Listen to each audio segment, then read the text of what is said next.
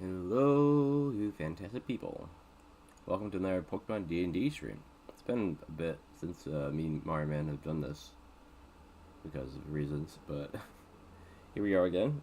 We'll continue where we left off, which was, in his words, a big cliffhanger, which I thought was, yeah, but it could be worse, really. I mean, we're about to fight against somebody, I guess, so I guess that's a cliffhanger, but, yeah. Um, So I don't know if the battle will take most of the stream or not, or if it be stuff after it. I guess I know some battles have gone on for a while, but I don't know if it's supposed to be like those ones. I guess we'll see.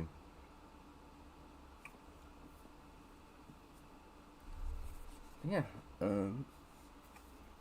we're in the world of tomorrow right now, of this lab area or whatever.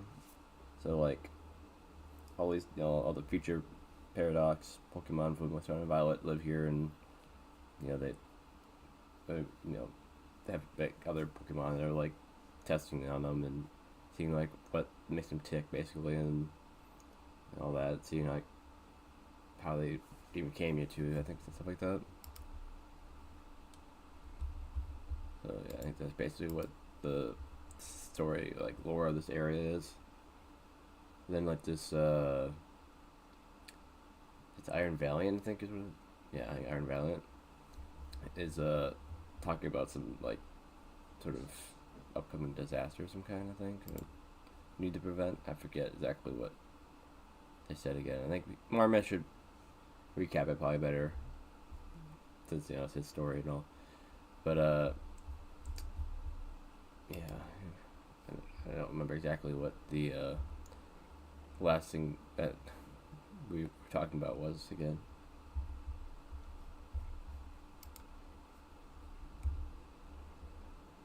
So yeah, just waiting on him currently, and then we'll get started.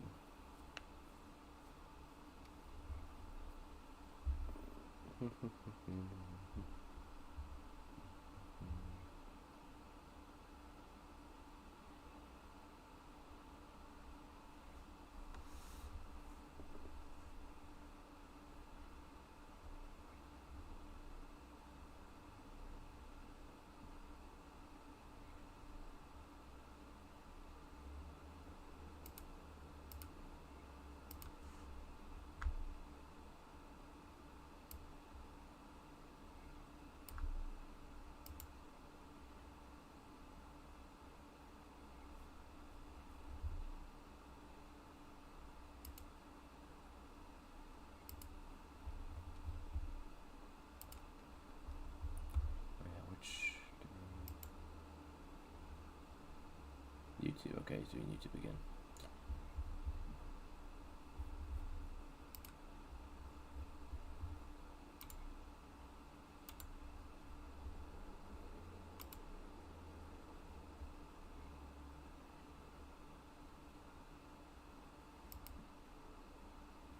Lacking, isn't it?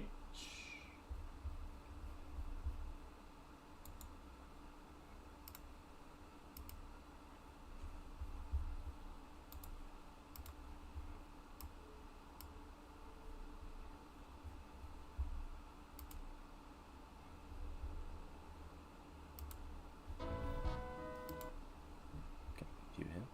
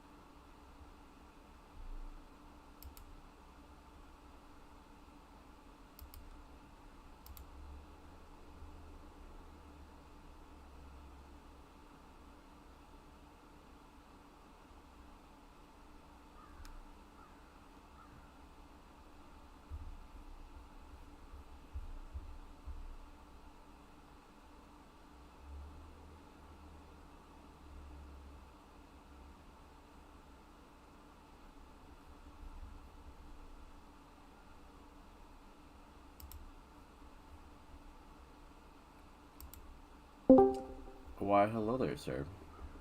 Hello, hello. Yeah. Just getting all the background stuff set up. Got my OST good. Test the dice real quick, see if that's working. Okay, looks like it. Cool. Alrighty.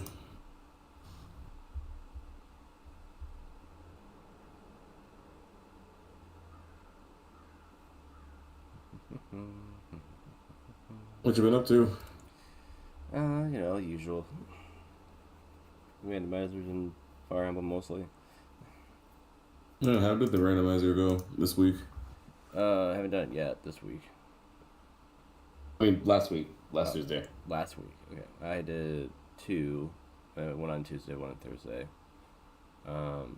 Good. The only problem I had was on Thursday with RE4 remake has been kind of a problem child. I need to stream it at certain settings or else it destroys the entire stream. Yeah. To the point when I closed it, the game after it was still lagging and I didn't get issues. So Yeesh. yeah, I had to lower the settings down a certain amount so it doesn't impact the it doesn't lag it and make it kind of desync the audio and stuff like that. Okay. It's very strange. But yeah, I tested it out on Sunday and everyone seemed to be able to actually see it this time, so it should work next time. Alright, yeah. Here's hoping. That's yeah.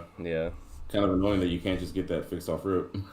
Yeah, it's the thing that with OBS and just anything in general. It's always something that needs to be adjusted. But to be fair, this is one of the newer ones I have on there, I guess. They gave some 2023. I think the closest one to that is 2006, probably. So there's the other ones I do. So Okay. but yeah. It's kind of how I feel using what's it called? Right. Oh, DaVinci Resolve. Mm-hmm. It's what I use to edit my videos and stuff. Feels like every 48 hours there's always something new that I have to tweak or adjust. Yeah. Right. Does it help that apparently video editing softwares are very demanding on the computer? Yeah, it is. So if I made the mistake of installing it on the computer native instead of installing it on my external hard drive. Mm. Yeah. But other than that, it's pretty simple to use. It's just a lot. I will say I'm quite proud of how my latest video from that turned out. After I finished that, I did start a clip farming a little bit. Okay. So I took an old VOD. I think I started taking clips out of the Guess Who. Oh yeah. Out of the Guess Who video, and then probably just gonna upload those onto TikTok or YouTube. Cool. It's been that's been a while since we did that.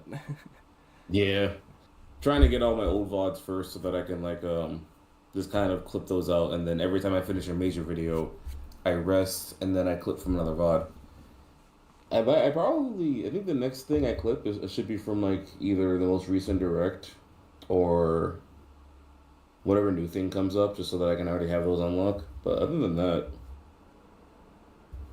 the Coney stuff can always wait. The direct stuff I should probably do until I'm done with those, and then I work on the older VODs.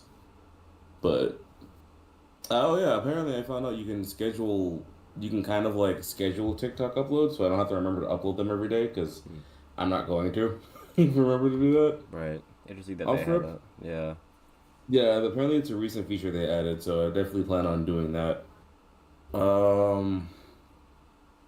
There's that. I think once I'm done with that, I'm gonna start working on my Blaziken EX guide. I need to figure out how I'm gonna format that because it's gonna be a bit different than my usual TCG guides, but I think it'll be fine. Yeah. that, it's a repeat, rest, then far more clip, more VOD, probably from a director or something. Right. Yeah. But, oh, uh, I think after I do my clips, I'm going to continue working on the next chapter of this campaign. Oh. So I was gonna spend time writing that out and drawing everything I need to draw out. So that's gonna be my next major project. So yeah, if we finish enough here, we might have to take another hiatus. Yeah, just Okay. until that's done. Yeah, we can always find something else to do. Yeah, I mean, we still have games, we still have Coney stuff to react to if you want. Like, there's plenty of things we can do to fill time. Mm-hmm. Yeah.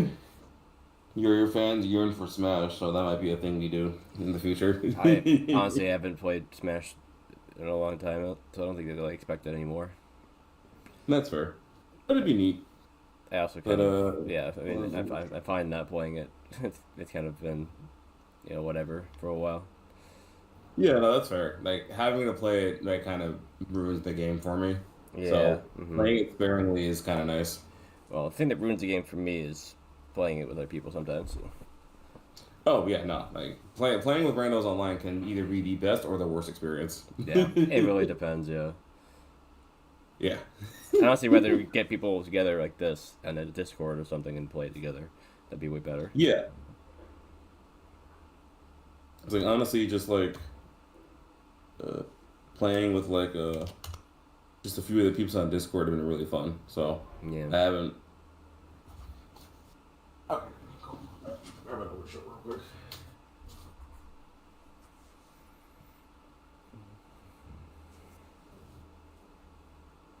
That's an undershirt. I really need to clean up my room before I stream.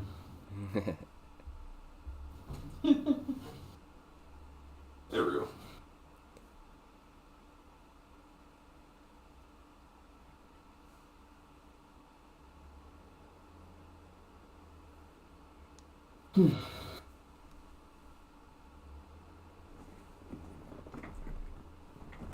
There we go.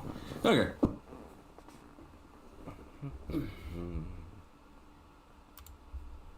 Alright. Cool. Alright. So I think we should be good to start. I have the D&D dice thing with the live streaming thing in the background. Got my OST. And so obviously this section is going to be dedicated to the Valiant battle Yeah. and a bit of plot afterwards. So just getting the framework out of the way there on that. So it's going to be we're going to be fighting her, as well as some plot that takes place afterwards. Makes sense. I figured. All right. So I believe where we last left off, you decided to explore the future district, ran into an iron moth whose wings were scattered, and you found 5 out of the 6. While you are during your search, you run into Iron Valiant. She lore dumps about some cataclysm that's supposed to happen in the future that leads to the creation of future Pokemon. So, she wants to make sure that you guys have the aptitude to stop it. So, I think that's kind of the long and short of it.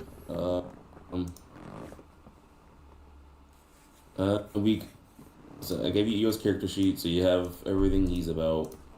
You should have all your partner's character sheets. Yeah. So that way you can kind of just go through all their abilities. Okay. Yeah. And obviously, if you have any questions on them, I have the copies, so I can pull them up and reread them if you're confused on anything. But other than that, we should be good. We pretty much started. We'll go ahead and just start the battle. Yeah, I think we're at the point where we're like, oh, okay, well, if you're ready. So you haven't technically engaged her yet? But Yeah. Yeah. We engaged. So technically, so we can just go ahead and start the fight here. I mean, I do need the share screen before we do that. Oh, that's right. Gosh, I always forget to do that.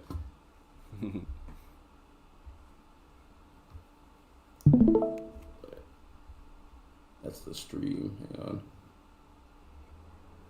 Change to Change now. Alright, now we are good. Yeah, I see it now, yeah. Alright, all my ducks are in a row. Oh, Battle. yeah, ducklets. All my ducklets are in a row. Battle begin. And then my music begins. Oh yeah, yes, alright, we need to roll and roll initiative. So, we pull up the dice roller.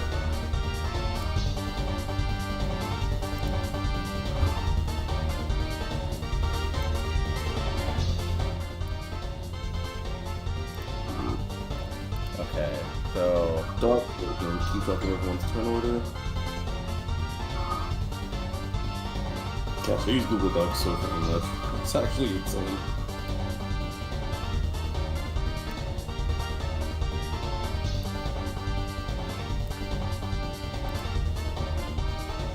okay. So initiative is you add like the first place number to the d20. Just roll your dice and then just add your dexterity. That one I don't care about. 'Cause, yeah, we have initiative for a reason, but we don't let use it, do we? Yeah, no, that's fine. I mean, Because everyone's initiative is pretty high, so it's not gonna. one.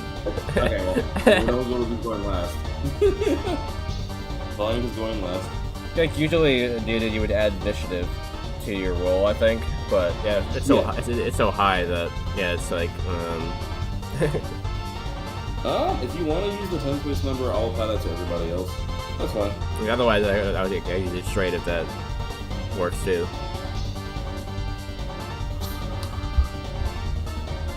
Yeah, nah, because I forgot everyone's modifiers are like stupid high. So, yeah, I'll just for consistency, I'll just say that the number in the 10th place and higher. So like, if it's like if your initiative is like 100, the number in the 10th place would technically be 10. Right. So yeah, mine's 76. So it would be 7. Yeah. Okay. Okay. So d20 plus 7. 16. All right. What's that? Roll better than 1. Yeah. I forgot. I forgot this. This specific video has like a bunch of images, playing with the music. That's like that's vaguely related to the song, and it's actually really good, really funny. I'll send it to you later if you can remind me. Okay. Alright, but you rolled 16? 16, yeah.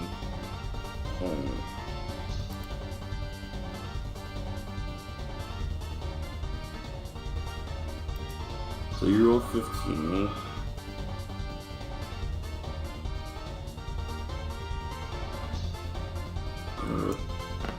Rolling for Paul. You rolled 1 more to me. How dare he? Of course, he didn't even add the modifier. Oh yeah, let me pull up this. So he probably would be even faster than me because of that. Yeah. So 17.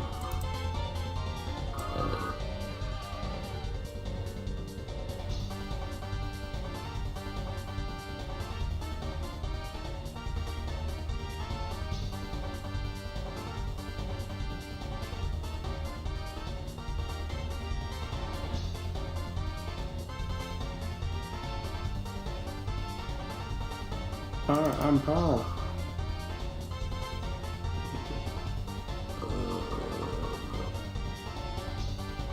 Come on. Alright, so he's at 21.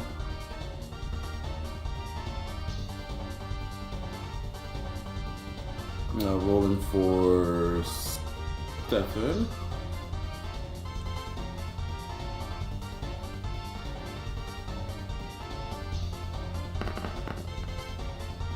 $11.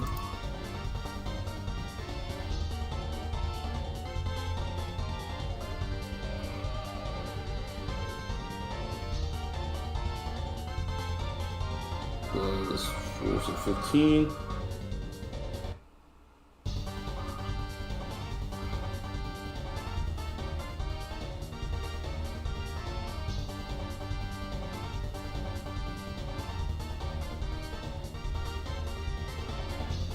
Next is Le Richard. Richie Rich.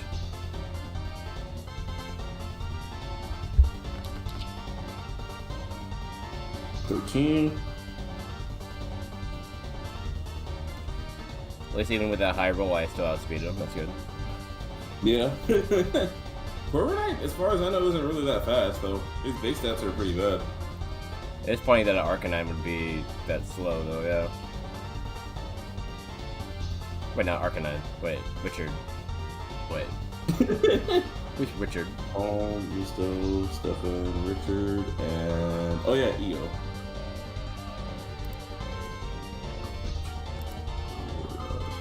Corviknight, okay. I thought that Stefan was the Corviknight. Stefan is Paladin. Okay, you're not 20, so he's going first. I was saying that the names don't really give me a hint, I guess. Except for Paul. Paul's the only one I remember based off name. Yeah.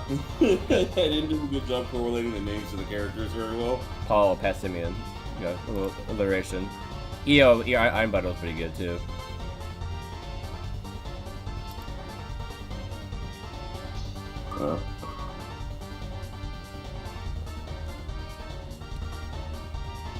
It's the only reason my mind is the same letter is because I was trying to alliterate it, I guess. Misto. Yeah. Nate. Now Sparata. I think Stefan and Richard are the only ones that don't do that. And I think after, because they were the first two characters I named, and then I started applying that to everyone else. Yeah. Aaron's an Arcanine, Orion's an Orbeetle, Stanley's a Spidops. It's just Stefan and Richard that screwed the pooch on that one. They just chose not to fit the mold, I guess. That makes sense. They have to be the superest of heroes. Yeah. All right, so Are they Batman and Robin?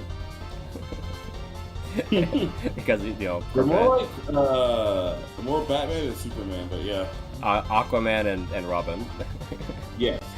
Because the fish and bird. That's a combo I'd like to see more of. Aquaman or Aquaman in general. I like his overjoyous boomer attitude.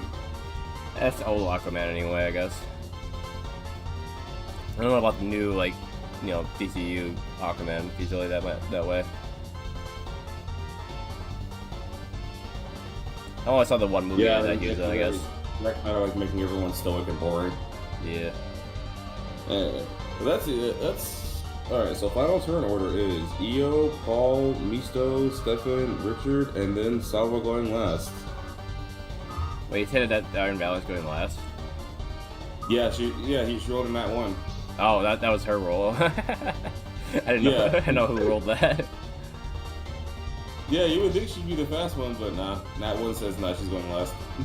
Yeah, I think that the initiative is probably pretty good, like 40, 50 probably. I think so. I remember let me see what I started her as. I know Masquerade is like one of the fastest starters, but other than that, yeah, her Salva's initiative is like 75. What? So if she rolled, if she rolled like at all, she'd probably be going ahead of somebody. Yeah, but the fact that you rolled 7 plus 1, yeah, didn't help. So you'd still be going last even with all that. Yeah. So confident that we get in the fight and then just tripped and fell on their face. Like, are you okay? I'm fine. I just wanted you to get the first move. Now, enough pleasantries. Let's get this started. Alright, EO is first. Oh yeah, let me control on stream. It's a little funny for him to be the one going first. It's like, I guess I'll help. And it's like, you're going first. You're leading the initiative. Yeah. Like, oh, alright. Well, I'm glad you agree because you're going first. Nani? Nani? Alright, let's see. Quark Drive. Strength and defense scaling attacks deal damage. Let's see. So, and defense scaling mean that any attack will add his speed, okay? Yeah. What Curve does in game is just it raises the highest stat, but because speed's kind of already broken in this game because of movement, I figured I'd give it a different purpose. Right. Because Iron Bundle is notoriously fast. Its follow-up shots hit their opponent hard enough to displace them 20 feet. Also place him next to the target. Okay. Hyper Blower. EO can spend a bonus action to transport and swap places with another player. Okay. Useful. Especially with the whole getting next to the target thing. Blowback. Yeah. This is actually a dash effect that makes use of the blower. Starfall gift. Abilities involving the blower, including Starfall shot and Hyper Blower, have a 50% chance of dropping a present. That gift is either a pocket blower that will deal damage to the enemy, on a follow-up attack, or will heal the team based on its dexterity. Okay. So similar to Paul's berries, I guess. The hits aren't automatic. Yeah, the hits are automatic as their follow-up attacks, as well as it being the berry just being a party-wide heal. Right. Yeah, but yeah, it's technically a berry that you get whenever Iron Blower does any of his abilities. Right.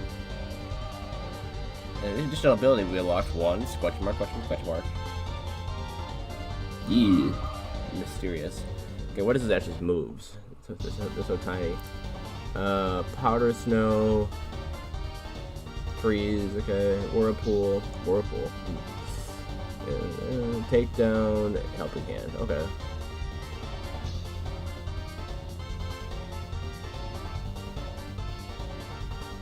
Helping Hand's a little unfortunate, given that his strength isn't his good stat, but...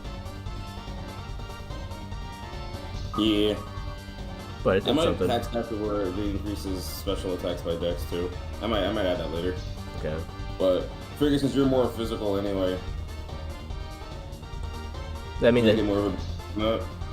I think I might be about split. Well, actually, no, I have a little bit higher strength, yeah. But not by too much. Okay. So we're all standing in the line. He's kind of far away.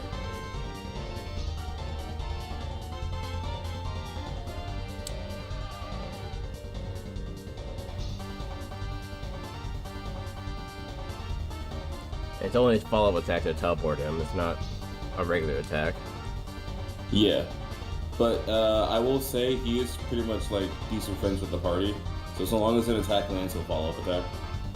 Right.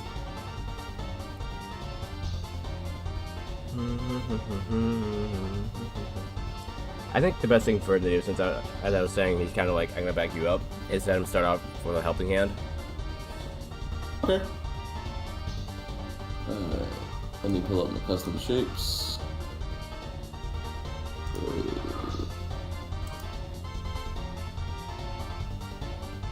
There we go. Paw print. And this is, I forgot, helping hand is an AoE, right? It just says the party, not like... It just says increase the party, yeah. It doesn't say, like, those in the area or anything like that, yeah. It just says the party. Okay. Cool. Just wanted to double check.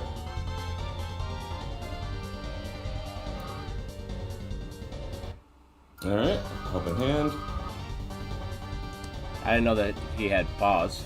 Thought he was a bird.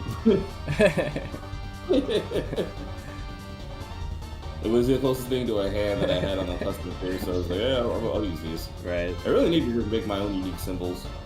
Yeah, I guess so, yeah.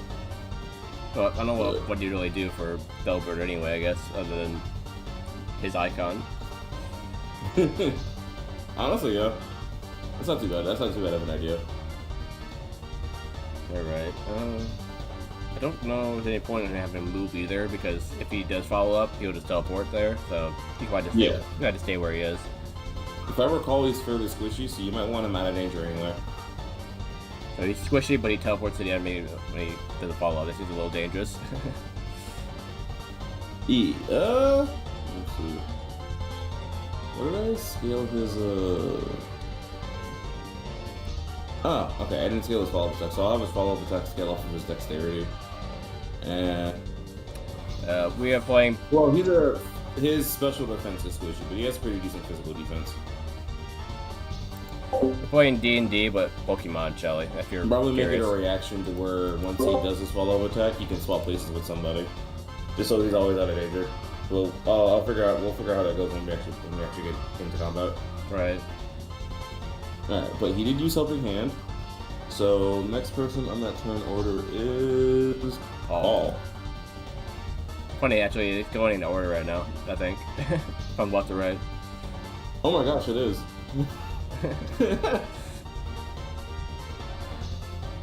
Alright, Paul, I kind of know his own deal, but let me look at the sheet again.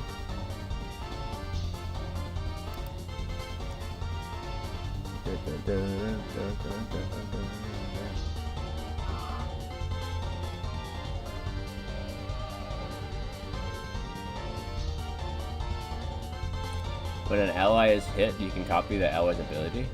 I don't remember that being one of his things. So what's it mean by it? Like, oh, like if Salva attacks EO, he can copy EO's Quark Drive. Interesting. Definitely didn't use that at all in the last battle.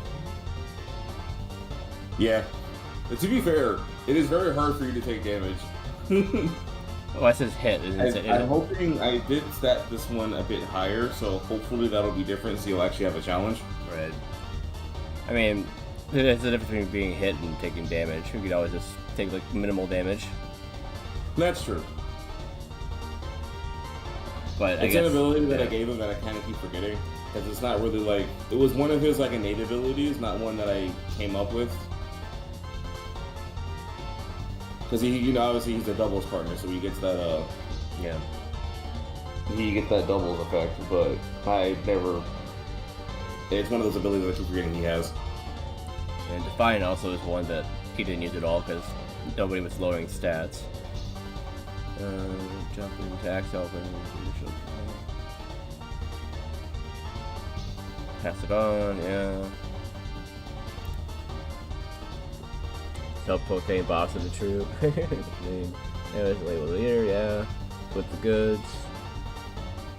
Oh, whenever a party member heals, all other members of the party will receive 2/3 of the healing amount. That wasn't being used. Like, a couple times he threw somebody a berry, then they used it to heal, and nobody else got healed from it. I guess you both just forgot about about that ability too. Right. Most of his abilities actually weren't really used except for team synergy, and I think pass it on to self-proclaimed. Which I guess is 3 out of the 6 or whatever, but still. Yeah. Alright. Okay, so, try to buff up before going to battle here. Maybe that'd be good. They do like a bulk up? They do a bulk up, yeah. Honestly, pull up the character sheet because I legitimately don't know what those do. Increase attack and defense by D10. Okay. Let's see, do this the D10. D4, D10. Alright, so I'll roll for that. That's a 4. Do I need to keep track of that, or do you got it? I'll write it down here. Okay, so D4 to his defense and attack.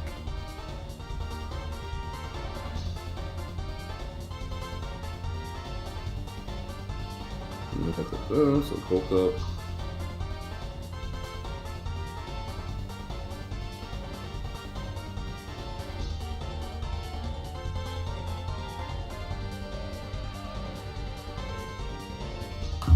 Cool. Okay, then maybe move him like above EO. Like maybe like diagonally to the right. Like this? Yeah, so he's like kind of blocking him. All right.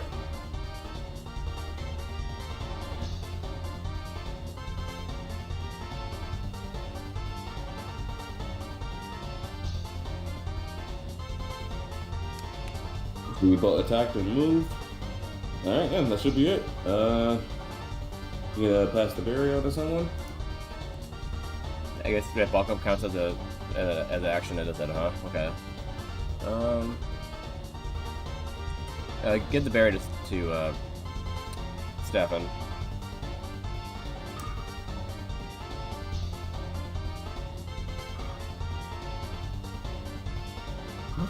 Does it do it? What's obliged? I appreciate it. Just imagine like I mean, like Genshin like voice lines or something like that. Just every time. Just A wondrous moon. Thank you. you know, the generic RPG like lines that happen every time you heal, basically. A generous boon. Thank you. Alright. Barry has been given to Stefan. And now it is Misto's turn. Mistopheles. Alright.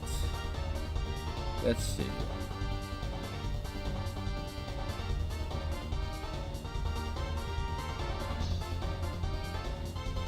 Looks like you changed a slight thing about Copycat. You said can imitate a Pokemon's move that has been seen in the past during the current chapter. What is the current chapter currently? Oh, current chapter just being like where we are. So basically from. Okay, so the way Copycat works is. I probably shouldn't live outside of the open world. You haven't been in combat yet, so you don't have any moves you can mimic. I guess you can Figure it out. outside of the stuff EO did. So Okay. basically, like not this specific combat, but like the entire like chapter story segment we're in. Because right now we're technically on chapter like 2, I think. Mm-hmm. So from the start of chapter 2 up to this point. Right. So as you said, probably not anything because we haven't been in battle. Yeah, you haven't been in combat, so you don't have anything you can mimic yet. Yeah. And there isn't a move you've seen the Pokemon do in the overworld. Well, I don't know. I might release that limit if it's like an overworld interaction. Like if you just need to use Spark for something. But Yeah. for combat, I will say specifically like battles you've experienced or just anything within this chapter. You say like the only thing I can think of is the air blade or whatever that well, who was it that was like sneezing. Oh, you know, yeah, no, that's technically Razor Wind. So yeah, you can mimic that. Okay. That's the only thing I think of that I've seen. But Razor Wind's kind of well, if I use it against Iron Valiant in Pokemon, it would be like nothing because it's normal against Steel. But Yeah, that's fine. but Here here we don't put effectiveness into consideration. So let me look up Razor Wind real quick. yeah, I think it's That's not a move I logged yet, so I think it's like 80, maybe 70 damage, and then I don't know if it has a chance of crit or not. I don't think it's that kind of move.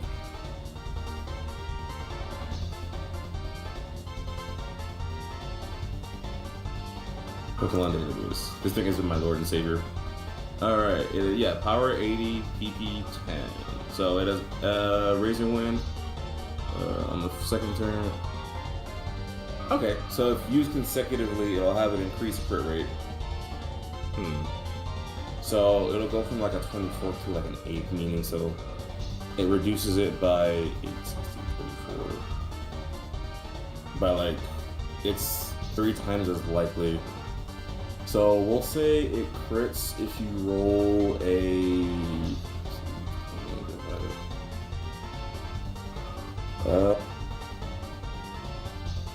if you roll a 15 or higher, it'll crit. And apparently the range is AoE. It says Oh, yes it is. affects all other opponents but not allies, so I guess there's some sort of range to it. Okay, yeah. I wonder what the range would be though.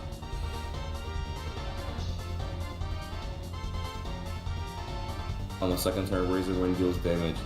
Okay, so it also does damage on the following turn, which means it's technically a free attack. So you use it and then it So hits the first, whether you use it or so the not. first use of Razor Wind is your action, and then the second one. Okay, that's interesting. Let me write that down because that's going to be a move I log. I wonder. I wonder how much damage it does on the follow up. I'm assuming it'll still have its base power. I think usually moves like that, like a good example of another one. Not Leech Seed, because that doesn't do initial damage. I feel like they usually don't do it as much, but I'm not really sure. Listen, Razor One's a normal move? Okay. Yeah, if I was saying, if it gets a Steel type, it probably wouldn't do much damage, but... It is also a special move, but that's kind of given that it's a range move anyway for us. Yeah. The user is unable to make a move between turns. Yeah. I haven't done like a damage over time. I actually, there's a couple of damage over time moves I have in here, but I don't think there's any you've seen yet. It says a charge for the first turn, and then execute in the second. It's one of those. Yeah. Should we go to this? No, it's still good. Ah, frick. Great.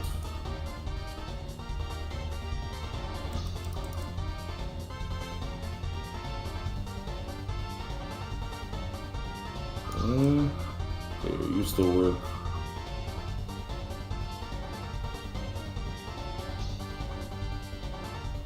Let me check my stream. I think my stream just like kerfuffled.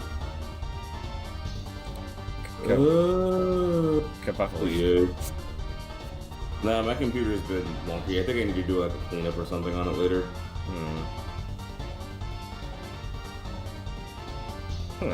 Apparently it can't be selected by Sleep Talk. That's weird. So if you had just Sleep Talk and Razor Wind, and your Pokemon's moveset, it wouldn't attack. It would just fail. It is in Metronome, and you can use Mirror to do it, but yeah, you can't use it with Sleep Talk, I guess.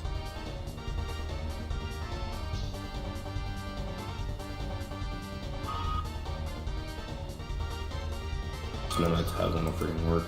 Ugh. Alright, Sorry that I have too many freaking tabs open. So, what are we thinking for range then?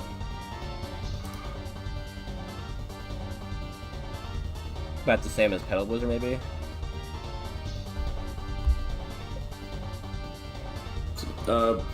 Right?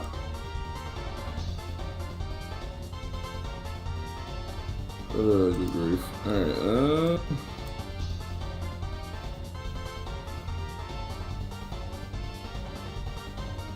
This one.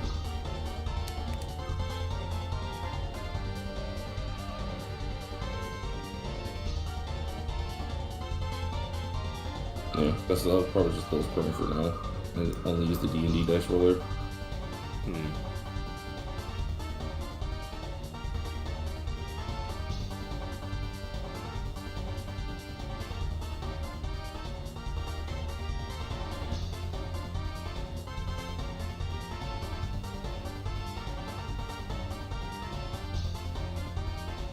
Should I assume that Sweet Scent doesn't work on Iron Valiant? I mean, they are a robot.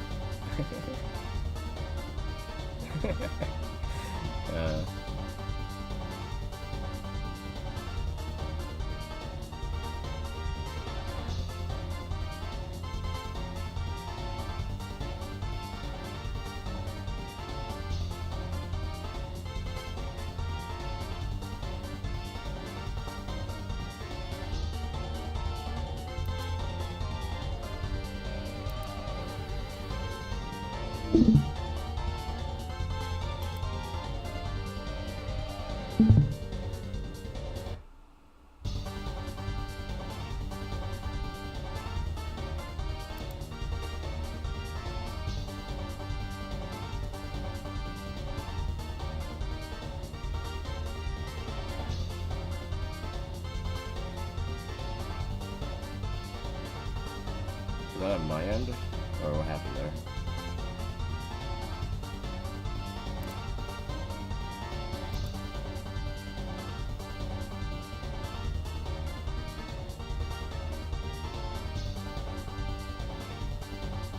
Are you still there, Marman?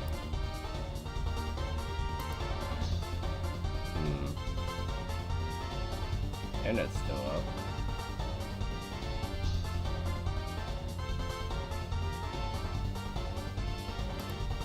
Do you have to restart his computer or something?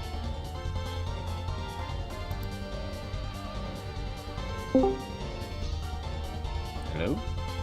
Hello? There you are. Okay, sorry. My whole computer started freaking out for some reason. But, Okay, I was wondering. But you said you were gonna raise and win? Yeah. I was looking at the thing too. It said that you need to like kind of like charge it though. Are we gonna do that? Or You did also see Iron Thorns use electricity. So technically, if you wanted to use like a Thunderbolt, you could copycat that as well. Thunderbolt. So you technically have Razor Wind and Thunderbolt as part of your arsenal. Okay, Thunderbolt is. Let's see. I think it's like 90 base power. Thunder. Let's see. Yeah, 90. I don't know how I knew that. Okay. Yeah, so 90 base power. Has a chance of paralyzing like most electric type moves, I think. Yeah, 10% chance. 10%, okay. That'd be So a 1 similar or to EO's Powder Snow, if you roll a certain number on a dice after using it, it'll proc. Right. Let's see.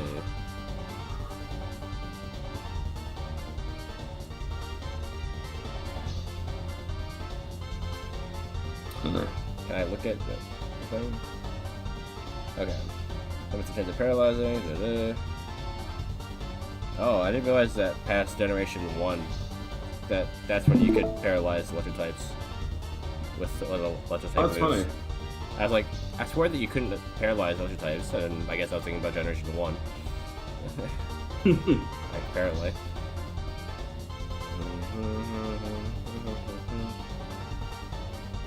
And it was originally 95 before they reduced it down to 90. Okay.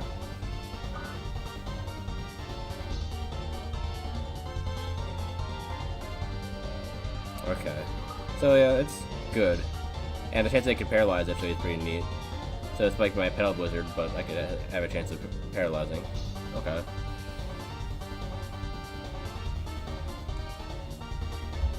We could try it out. Right. So that'd be a Dex modifier. Yep.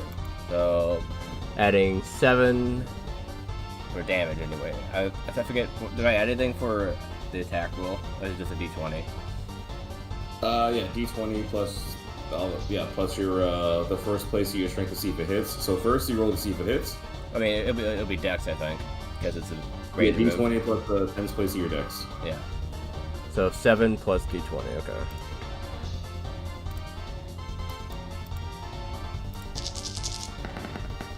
Ooh, 24. Okay. Call down the lightning. Alright, that hits. And then D10 for if it paralyzes. Yeah. 7. What was... Let me see what EO's chances were again. Who is rolling 19? Oh yeah, I said 19. So I'll adjust that later. But okay, yeah. For 7. And D10. Off by 3. I guess if it's 10%, you would need the roll of 10. So Right. I'll say no for now.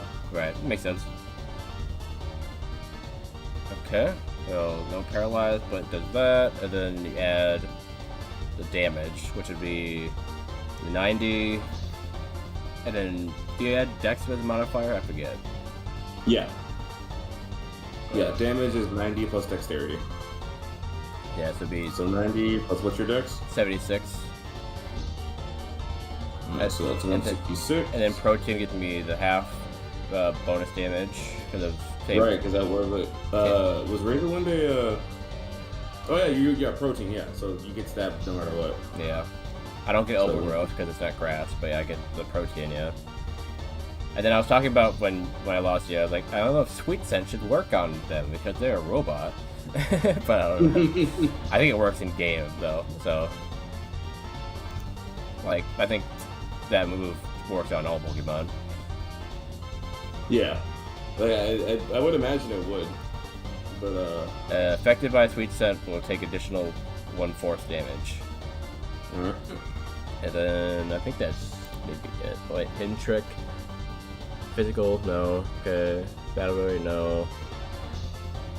Yeah, okay. I think that's it for damage buffing. Okay, so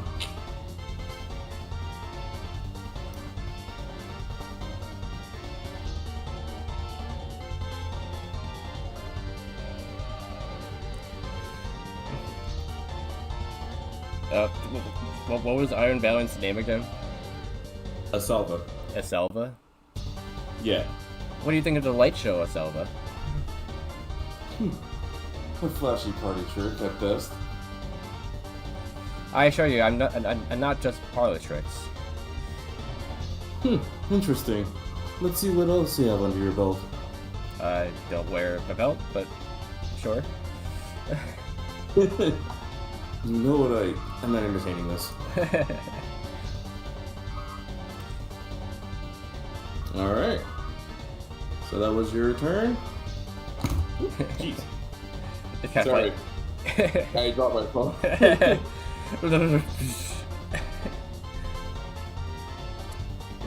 kind of funny that Iron Valiant didn't even know what a belt is. That is, yeah, no, that's fair. No, belts are there are tools, so you would know what those are. Belts are held items. I guess like black belt, yeah. Focus Sash isn't really a belt, but Oh, I forgot. Because of Helping Hand, you also do an additional 35 because of your strength. oh yeah. Or if you're doing the Dex thing, then yeah, because it's probably more of a attack bonus anyway, not a literal strength bonus.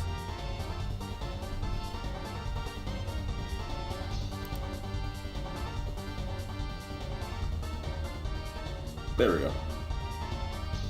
I forgot about that. Alright, Yeah. So I'll say I'll remove the Helping Hands so I can be reminded. So you attacked, so Helping Hand goes away. Then there's Paul and Eo's follow-up attack. Eo's follow-up attack, placing him next to the opponent. Did you want to displace her? Displacer. Like move her closer, or Oh, yeah. because Eo's follow-up attack does displace enemies. Right. Yeah, move him to the left. Yeah. And so we'll place him next to her. Wouldn't it be after he teleports into displace though? Oh yeah, you're right. So he would technically still be over here. Yeah, I think that's how it would work. Alright, so I believe Eo's strength is 35. So.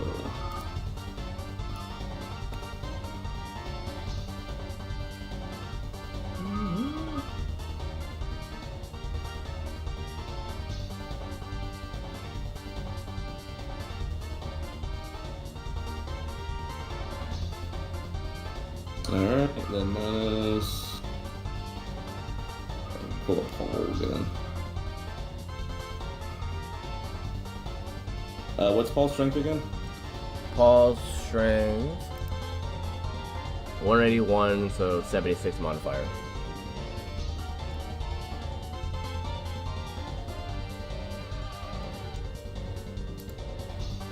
Actually, that seems a little low, doesn't it? Because my strength is 185, my modifier is 87. So shouldn't his modifier be higher than 76 for 181? Probably. I might not have adjusted it when I leveled him up. Maybe. Yeah, his dex is also 121, his modifier is 44. So I don't know if that's right either. Well, it's close to what the Constitution one is, I guess. I forget what the math was again for that. Minus 10 divided by 2. There might have been some things that increased his modifiers or adjusted them, but if it's looking low, then I should probably adjust that. So 181 minus 10 divided by 2. Yeah, that's 85.5. Not 76. Okay, so it's 85. Yeah. So his modifier should be 85. Okay. And then his dex would be 121 minus 10 divided by 2. Which...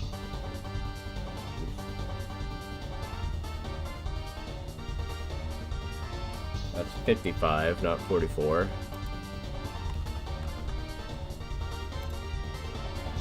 And Constitution is 118 minus 10 divided by 2. It's 54.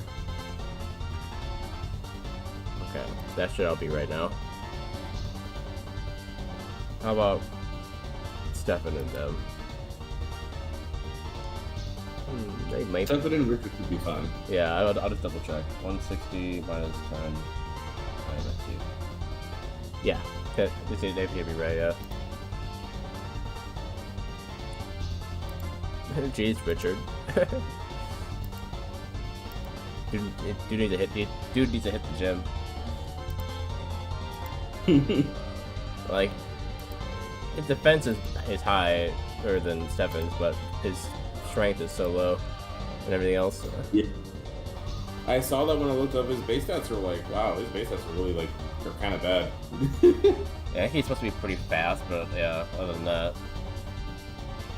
I think Palafin, like, transformed, like, whatever, is it Hero? Yeah, Hero form, Palafin is pretty beefy.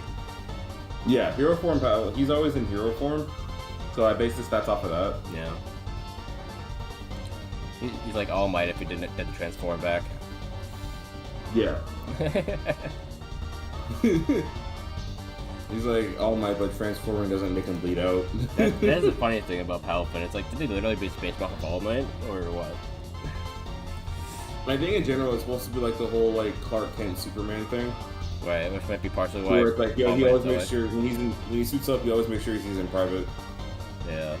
I think it's just funny that he goes from like, he gets stronger when he transforms though, because like, you know, costume doesn't make him stronger.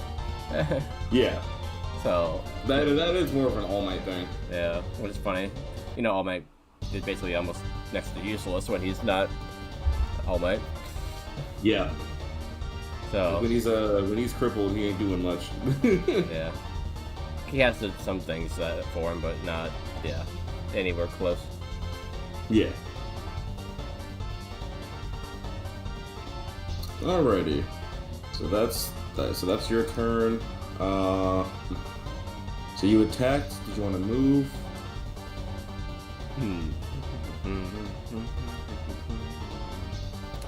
Maybe to the left of Paul.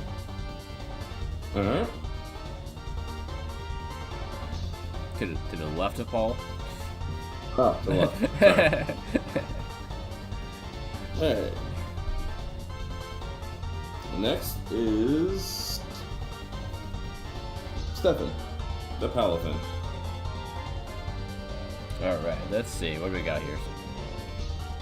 Grand Savior. Once every 2 rotations when an ally is under attack, you can choose to block the hit, making him take half the damage. Okay, that's nice.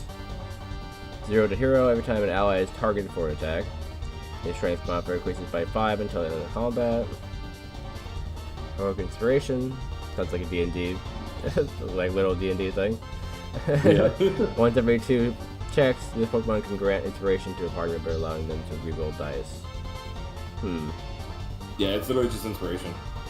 Yeah, so that's like out of combat, because it's for like stat stuff, not for combat. Yeah. Superpower Justice Tango. Palafin will generate shields around his allies, reducing damage received by half. Palafin will immediately counterattack the enemy when a shielded ally is targeted by an attack. Furthermore, whenever a shielded ally is attacked, his Palafin strength. You mean his strength? Yeah. His strength modifier will increase by 10 instead of 5. Okay. Whenever a shielded ally launches an attack, Palafin will follow up. Wait, does that mean when anyone attacks him? Yeah, so any party member that has a shield, Palafin will follow up regardless of affinity. Which is when a shielded ally launches an attack. Yeah, so it doesn't matter if it lands, so long as they attack. But I mean that anyone that just attacked, he would follow up on, right? Yeah, so like basically, even if it misses, he'll still follow up. So that means in my last attack, he followed up then too. Well, yeah, I guess you guys are friends. So But also, when Justice Tango is active, it's when a shielded ally. So far, you guys don't have shields on. so you have to like activate this thing then. Yeah, it's a power he has to activate. Okay, I'd say like otherwise it just said that he just shields them. Yeah. Yeah, superpowers need to be activated. Okay, but it does it have a time limit, or do you just activate it and then you're good? Once it's activated, I think I gave it a 5-turn limit, 3 to 5. Let's see. Does it say? I don't see it here. I guess that makes sense. I might not have given it a firm time, so we'll say 3 turns. 3 Oh, wait. rotations. Justin Tango will be activated after focus energy is used 3 times, or when his strike modifier is decreased by a total of 20 points. Okay. So you need to do that first before it activates. Yeah. Oh wait, focus energy. There it is. I see it now. Yeah, that's one of his moves.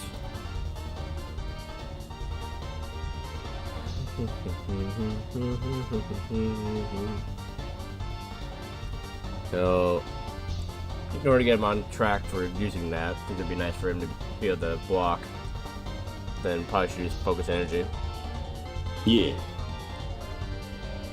Yeah, because he can still do his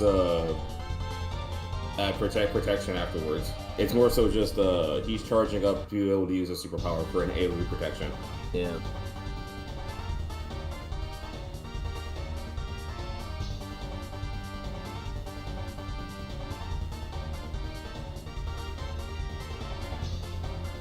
Is him holding the berry technically making him not able to use acrobatics? Let's see. Because acrobatics cannot be used if the user is holding an item, which is how it is in the game. So if the berry counts as him holding an item. You said it cannot be used? Yeah, it cannot be used if they're holding an item. Oh wait. Or is it less damage? Wait. Oh no, it's less damage is what it is. So yeah, it's more damage if he isn't holding an item. So I guess yeah, I don't know if the berry counts as him holding an item or not. Nah. Oh, that's more. It's in your inventory. Is it in Stefan's inventory or is it in?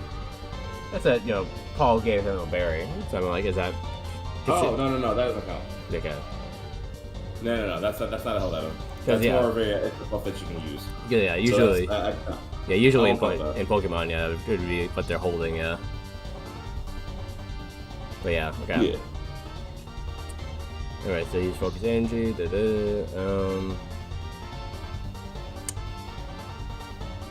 Maybe move to the right of, like, 2 spaces to the right of Richard. So, here? Yeah, about there, yeah. Gotta spread them out a little bit. Sure.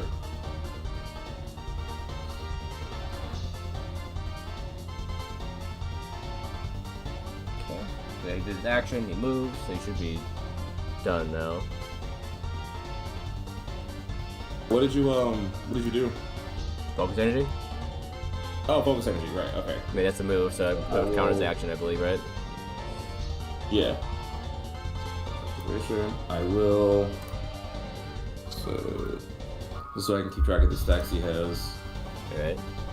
So yeah, crit chance went up by 5, so that's on that.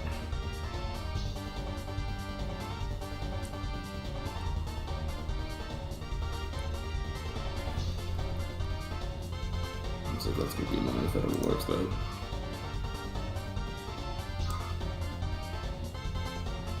I'm number one. Energy. He's number one. He's number one.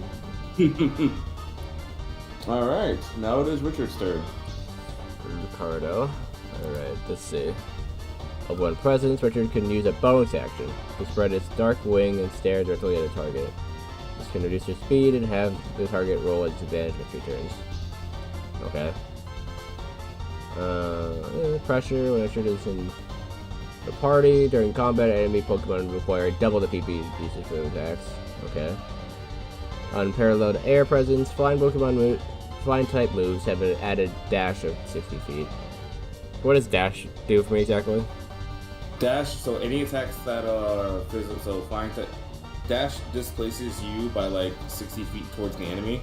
So it's like it's like how takedown pushes a ball towards the enemy because you're using a dash attack. So it gives them like extra movement. Yeah. Okay. Basically, yeah. It's basically free movement through an attack. Gotcha. On Nerve, enemy attacks that would buff them as a result cost 3 PP instead of 1. Are we even using PP though? The bosses do. Technically, you're supposed to, but most of the moves they gave you have so much it doesn't really matter. But I know the bosses' attacks have. I keep track of the power points for the bosses. Okay, so it matters for them. Okay. Yeah, so that does matter a little bit. Stat debuffs will be reflected onto the opponent. Richard can spend a bonus action to carry a partner or an enemy to another location on the map within 80 feet. Alright. So 4 squares. Yeah. Superpower, Terrifying Tailwind. Richard can get to max and AoE overwhelming presences onto the field. Also, he creates a tailwind so powerful it increases the party's speed too much and gives them an additional turn. Activate conditions. Must have traveled for a total of 1,000 feet in the air. Okay. I figured it had to have something. Yeah, and that's cumulative. That's not per battle. So, like, the amount that he's traveled will carry over into the next fight. So that's why I gave him, like, a dash of, like, he has a dash effect of 60 feet, carrying people airborne within 80 feet. Stuff like that. As long as he's airborne for a set amount of time. And if you want to include flight time to get here, you can do that too.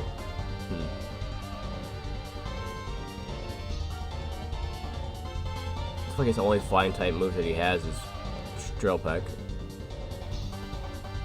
Yeah, most of his, I've noticed that Corviknight's a very, like, control-based wall.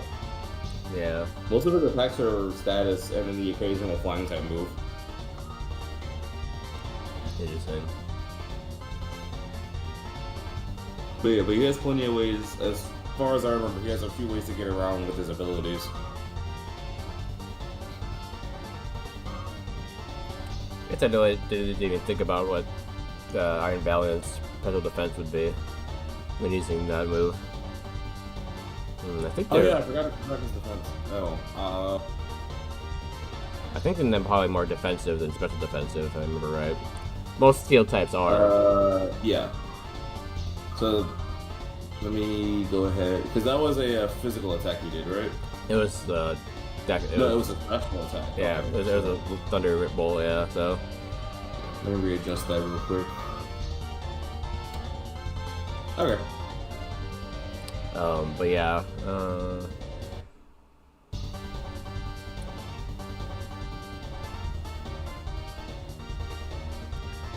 60 feet in a circle.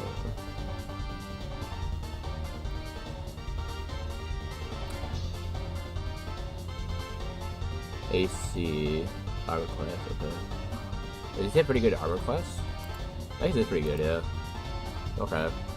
So if I use Metal Sound on them, they would lower their special defense by 22. Yes. That's pretty good. I might do that to start off. Alright. So this is a boss sheet. I can edit this as well, at will. So.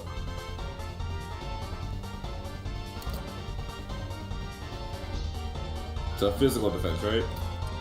Yeah, because it's Metal Sound, so yeah. Okay. If it's physical, it'll be Screech, so you'd be using instead, yeah.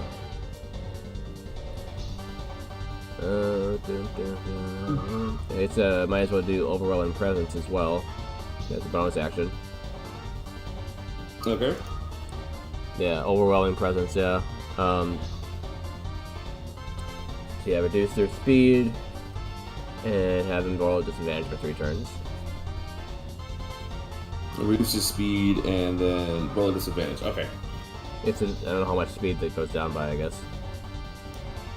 Did I just say reduce the speed? Yeah, it just says reduces it. Yeah. Well, speed's pretty stupid in this game, so I'll just say it reduces it by like, Half. probably not half. All of it. It's 0. What is Richard's dexterity? 22 is the modifier. 53 is the total. 20. 53 is the total. Yeah. Okay, so I'll probably just have it reduced by his dex. So 53. speed minus 23. You said Well, his dex is 53. the Modifier is 22. the modifier 23, or what's the Modifier is 22. 22? Okay.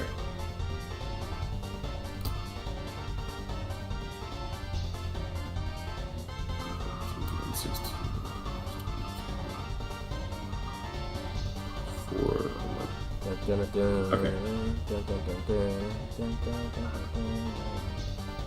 Alright. Okay, to do that, all you can do now is move if I wanted to. Might as well move so that you can get a little bit more, like, what would the maximum move with 67 speed? Just 60, like, feet, basically?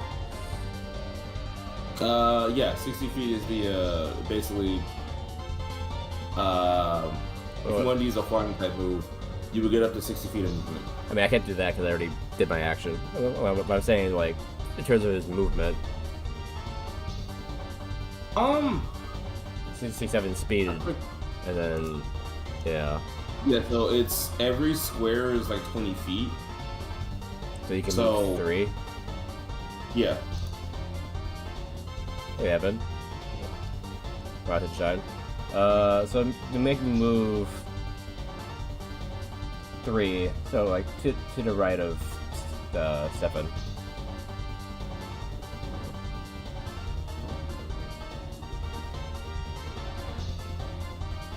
Oops. Yeah, I've been sleeping for 2 days, Evan. I saw you message in the group chat.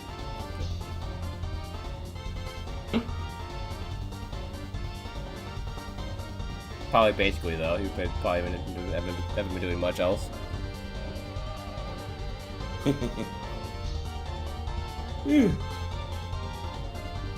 Is that me clear? No.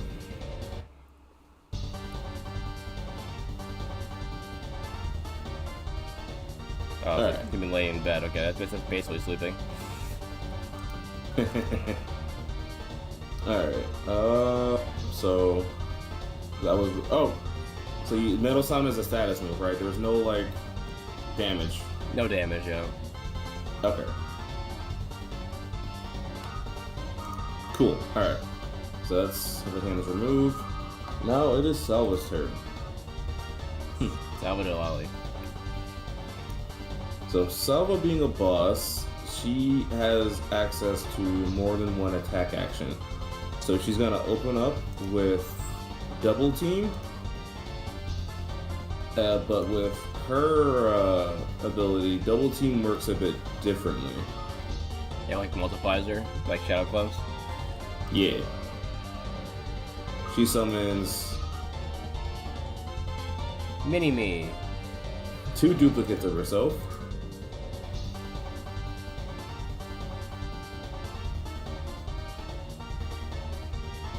And then she's going to use Future Sight. Yeah, She is going to send these duplicates away, so for now, for I think 2 turns. if you did make me spin the wheel, it wouldn't do anything, Evan. Just so you know.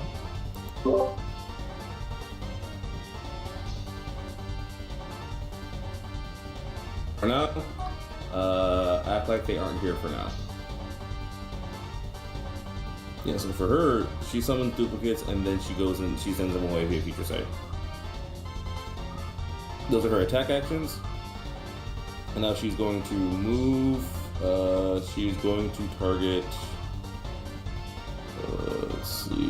What's the second action that she did? You said that she created them. Sight.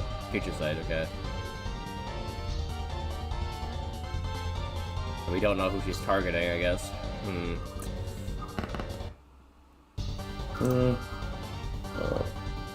two, three. She's targeting you, so she's gonna make her way towards you.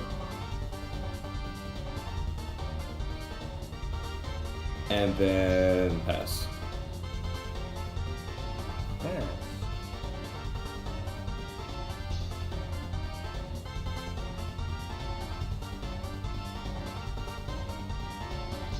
And with that, it is once again Eo's turn. Right. So, yeah. I'll ask that later. I was gonna say, if I used her double team, I can't make myself shadow clones. Oh yeah, because you saw her use double team and feature sight. I just start multiplying. I guess for you, again, that's specifically like a her thing. Yeah, so it would just make my evasion higher. Yeah, it would increase my not AC, but maybe. Yeah, increase your AC. We'll say it increases it. Hang on, because I actually wrote the actual thing here. Double team raises the user's AC by 5 for a rotation. Ah, okay. Interesting. And then feature sight might be interesting as well. Yeah, so basically, it gives you a bit more evasiveness. Right. And the feature sight is a second type move that just hits later, if I remember right. Yeah. But yeah, Eo's going first anyway. Yeah. But you said not to ignore these guys, basically? Yeah, they are not on this plane right now. Okay. They're on a different plane of existence, okay. Let's see. Eo. Better clone myself, what would I do? Well, I'd probably send a clone to work and then stream. Honestly though, yeah. I would take turns being each other's workhorse, so that way there's no resentment. Yeah.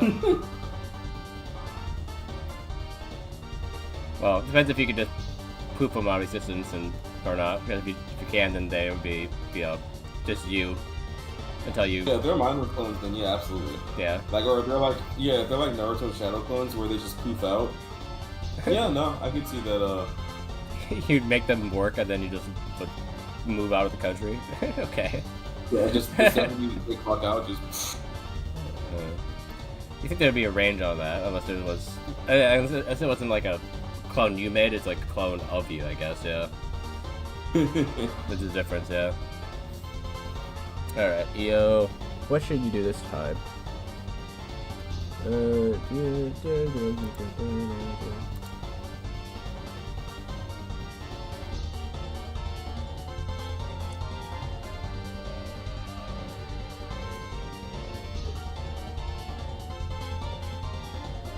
What is the range on powders now? How close do I need to get? I think range moves, I believe. Let me give them a range. Forgot to figure that. But because it's technically a mini blizzard, I'll say it has a range of like. I'll say 60. If I figured. Same with Battle Blizzard. So that'd be 3 squares, so 1, Yeah. 2, 3. Can you even move that far? You just have 1 at 36 speed. Jeez, why is he so fast? Well, actually, I guess it's not that he's fast, it's that Paul and Richard are slow. Yeah. Wait, why is Paul's speed 14? Is Paul speed 14? That doesn't make sense. If it says here, yeah. It should be like 1 something. Maybe it's 114, not 14? Yeah, maybe it's 114. Like all your speed should be in the hundreds. Yeah, I mean Paul's wasn't. I don't know. On the sheet you gave me anyway. It's also interesting that Richard with his whole flying thing only has 67 speed. Yeah. So like Richard may not be fast, but he gets a lot of free movement. Yeah, I guess that's why he has that thing. Yeah. Yeah, 136 is pretty good. I mean, so you can probably move right to where I need him to use powder snow. So yeah, have him do that then. All right. So just 60 feet within Valiant. Yeah. So 1, 2, 3, yeah, right there. All right. Let's roll to you. Powder snow hits. So I think it's Dex. Do that. Yeah. Oh yeah, 5. that's right. You have a sheet. You roll it. I think you would just add It 5. goes-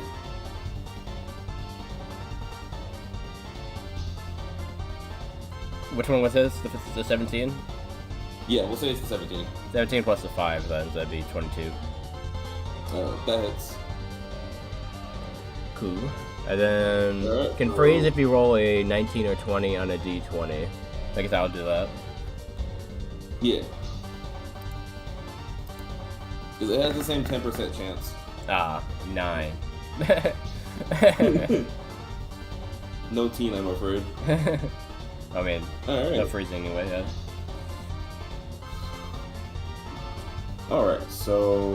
Is that really how low the chance of freezing is with most ice type moves? Yeah, freezing is incredibly hard to do. I feel like I get frozen a lot by other Pokemon do that to me. Yeah, no, I'm convinced the CPU's cheat. Because there's no freaking way. Sheer cold, But- sheer cold, sheer cold. Nightmare. Yeah. Alrighty.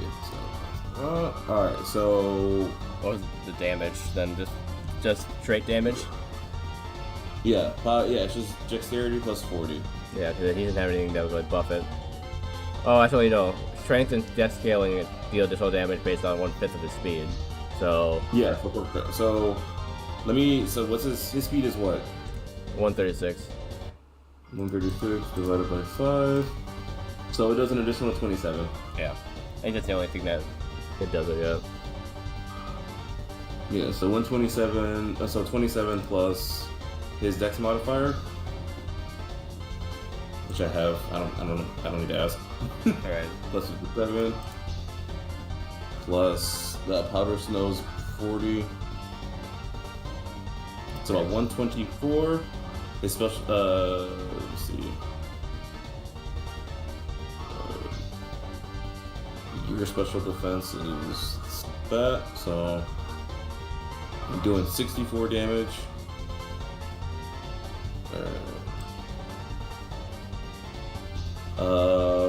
Let's see. And I guess because Eo's friends with everybody, they all follow up attack. 64 plus.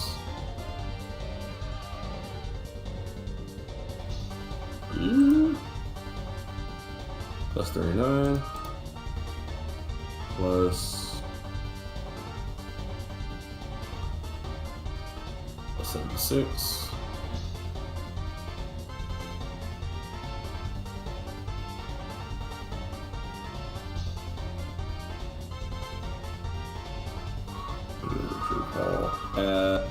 What's your strength?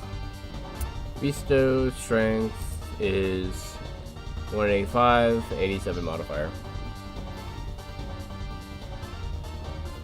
Wait, you said 87 modifier? Yeah. Okay. 6 plus that. And I think I just need to do Stefan's. I don't know how Stefan's character sheet out. And Stefan's strength? 160, so 75. Alright. That's number 3.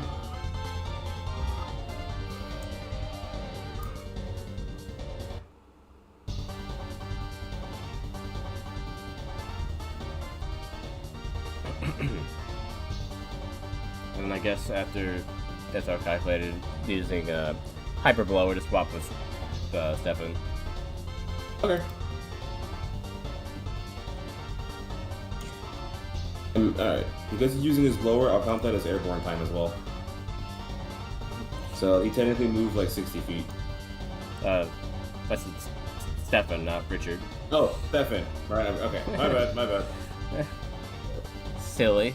That's not Stefan. I'm getting my own name screwed up. Good grief.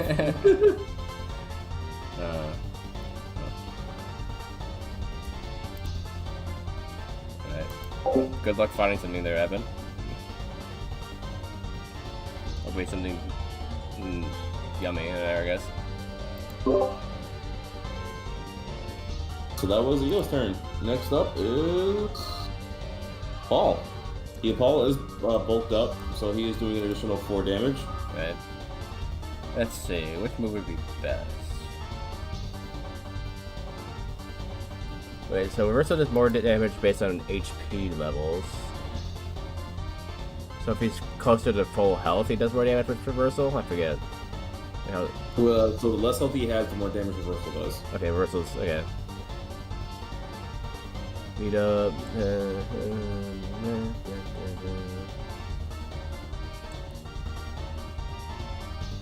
And beat up only does damage based on the party's strength, not his. I'm guessing. Yeah, the party strength plus his strength. Oh, plus his strength. Okay. So it would divide up. It would add up the party strength divided by like 4, and then add his strength on top of that. I'm just trying to decide what if I'm going for takedown or beat up, I guess.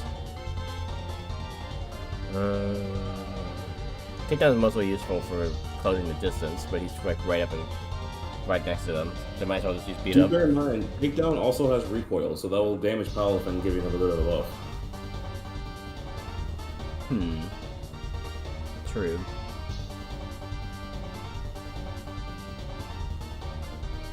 What was the buff for him again? I forgot what that was. Well, basically, it'll buff up Reversal.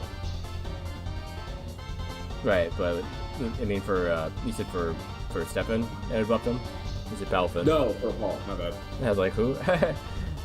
Palafin. Paul. Right. I knew I should be named Peter. Peter the Palafin. Peter Parker Palafin. Palafin the Palafin. Peter Poliker. Poliker? Oliver. I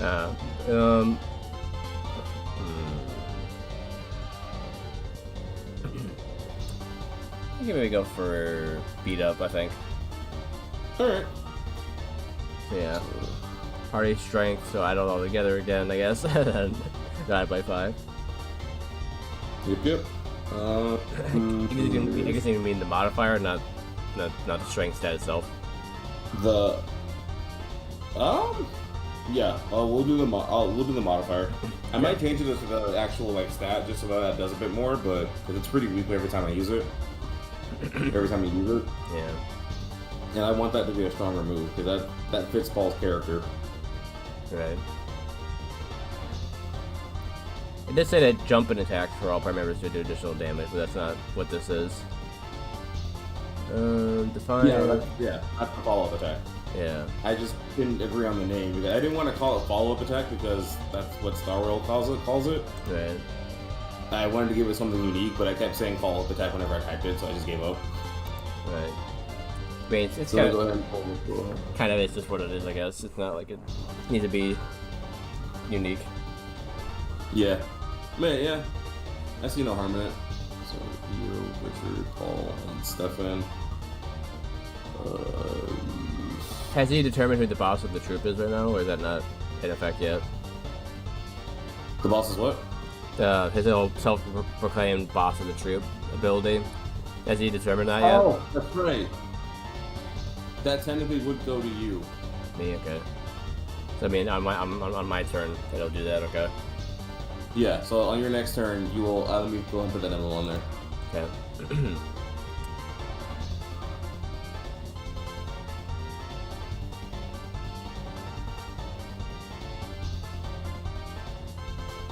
Alright, so there's that. So I do get the funny thing of this future person talking about like the future and then having future sight. Yeah. Like, alright.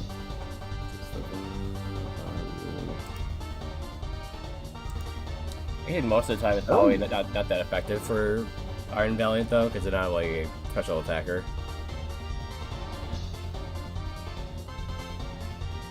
Alright. I did kind of tweak your stats a bit, but yeah, no, her strength is still really good. Yeah. Defense and strength and maybe speed are the 3 stats that they really focus on.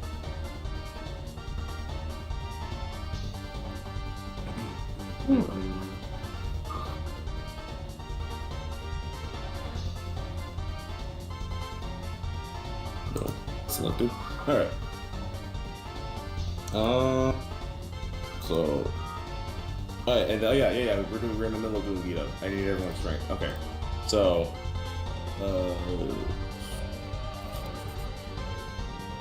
87. Your strength. 75. Was Richard. Was.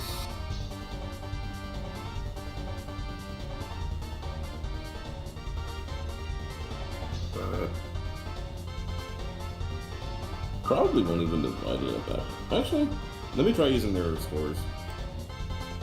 Just because this is a very low strength team.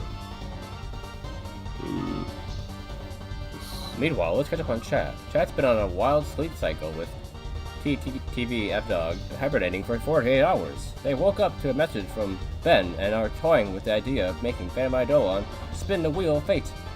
With cloning word option, they would send their doppelganger on global domino adventure. Now off to the pantry for some culinary creativity. Alright. Yeah, fact. Yeah. Is this what I have your shield? Let me pull yours up. Unless I don't have it. I do not. So, go ahead and tell me what your strength is again, because I'm probably going to be asking that a lot. Yeah, 87 for Misto. Alright, so.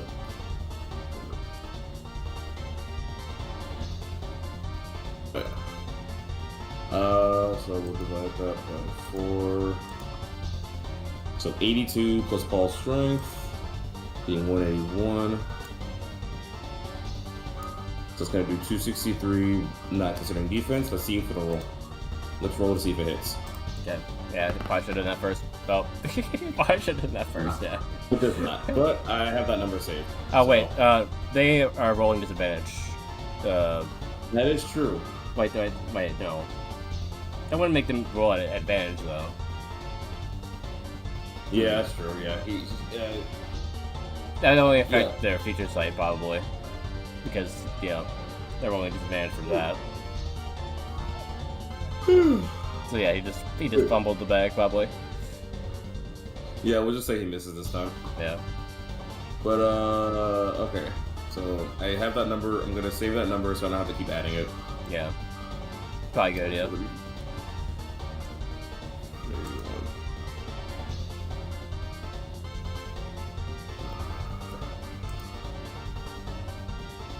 So what is your strength score? The total is 185.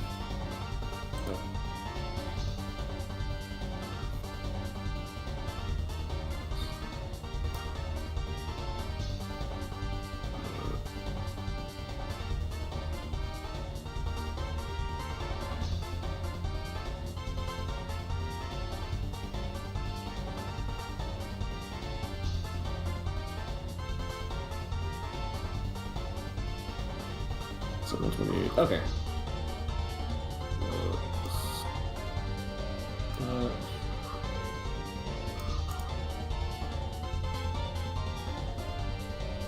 Oh, that's still pretty okay.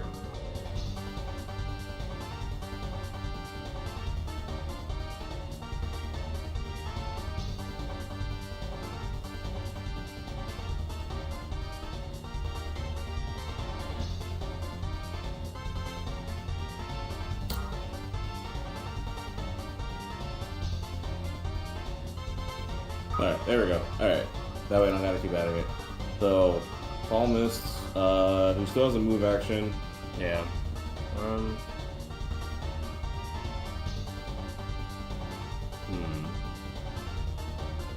Do you have any reason really to move, though? Alright, just want to pass? Yeah. Alright, we're passing. And he does a berry thing if he hits, right? Or whatever. Oh no. Let me... He had the berry to step in before just by bulking up, so I guess he had nothing to do with making contact. Yeah, so it doesn't matter if it makes contact, it just says after each attack. Okay, so you throw a berry to Misto then. Sure. Just in case I got my face smacked in.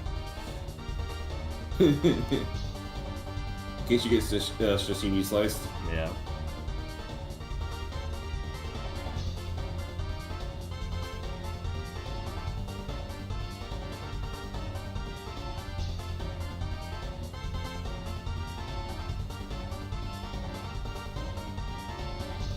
Alright. That is Paul. And now it is your turn.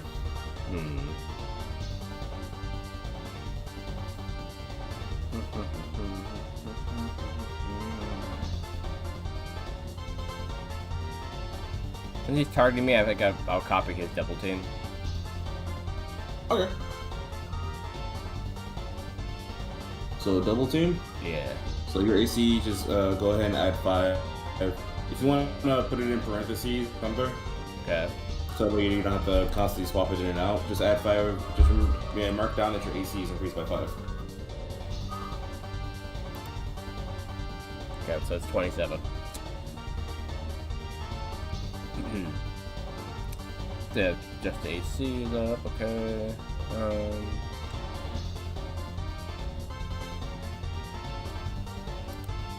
Let's see. I guess I do have Battle Ready for in case he does hit me too, I guess, but...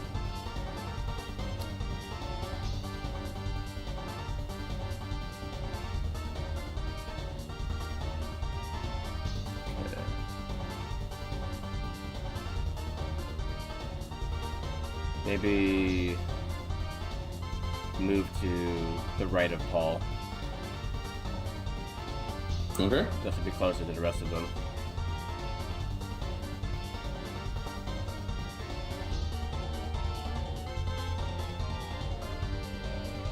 Fortunately, I wasn't able to use the boss thing, but we'll use that later.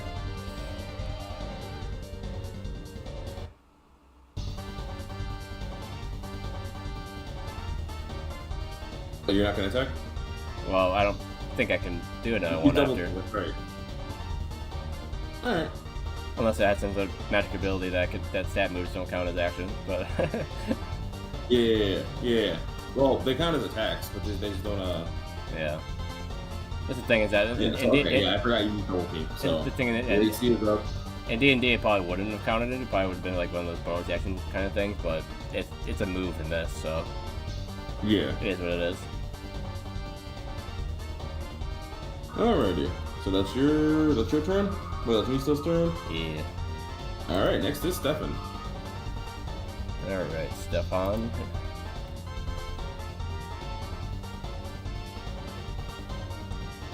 Let's see.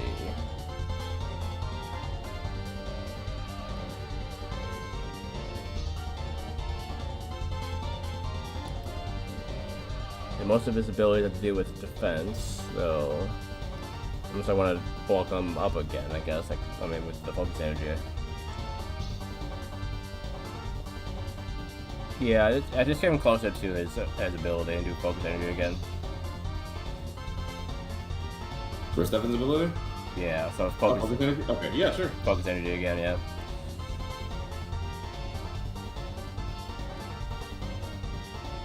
Alright. 2 stacks of focus energy. Oh yeah. Then move him like. Next is... unless you're gonna do something else. I wasn't sure if on the move or not. Good. I don't know if I will impede their movement by being in the way or not. So, No, they're not here. So if you want, I can kind of just go halvesies on his pace. but regardless, I don't know if getting any closer would really help a lot here anyway. So, probably just leave him right there.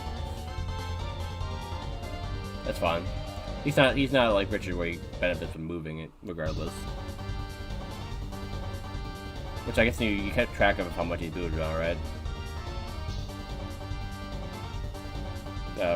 They've been so this would be their second I this mean, will be their first rotation in future sight. So let me write that down. So they have been in future sight for once this rotation is done for one rotation. yeah, I was referring to Richard and his movement as well. If you're keeping track of how much he's moved now. Yeah. He's moved 60, I think, so far. Yeah, Richard. You're asking about Richard's movement.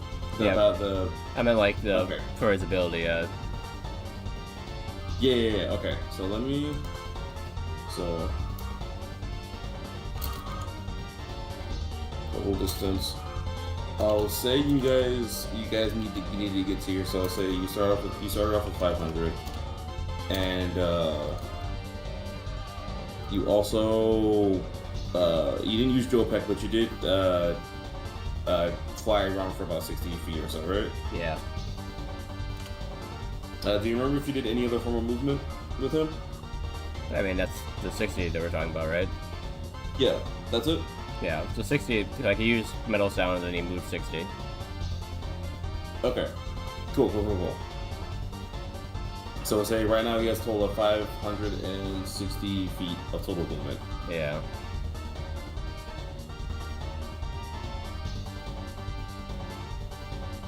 Alright. Now what should you do? Alright. Cool. Let's see.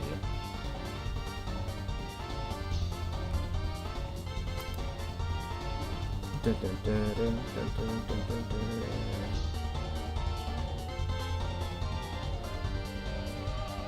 One, two, three.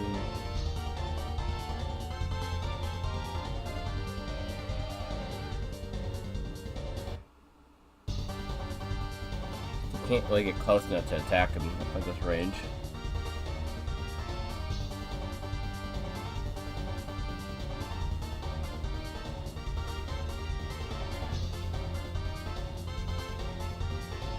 And we're on Richard's turn right now, right? Yeah, Richard now, yeah. Yeah, I mean, so because drill peck pushes you forward 60, how many? And he can technically fly 80 feet. You know, his speed is 67. Yeah, if he uses his ability, he can transport someone within 80 feet. So he can already move 3 spaces by himself. Oh, and then he can transfer more if he grabs somebody? Okay. Yeah, because they're bonus actions. Yeah. I guess he could go to 40 to the left, grab EO, fly 80 there. Yeah. I was thinking almost to the left, I guess, but yeah. Alright, so that's, what, 60 plus 80. Yeah, so that's already additional 140 feet. Okay. And then make sure you use drill peck, this is the only attack move. Yeah. And then, even though he's right next to him, I'll say that dashed him for another 60 feet. Okay. So 60 plus 60, no, 60 plus 40 plus 80. That'll be 180 feet. Yeah. Yep, yeah, that's about right. Yeah. Okay. Alright. And then he needs to roll to hit. Is drill peck like that's a physical move, so yeah, using strength. So Anyway, that's really...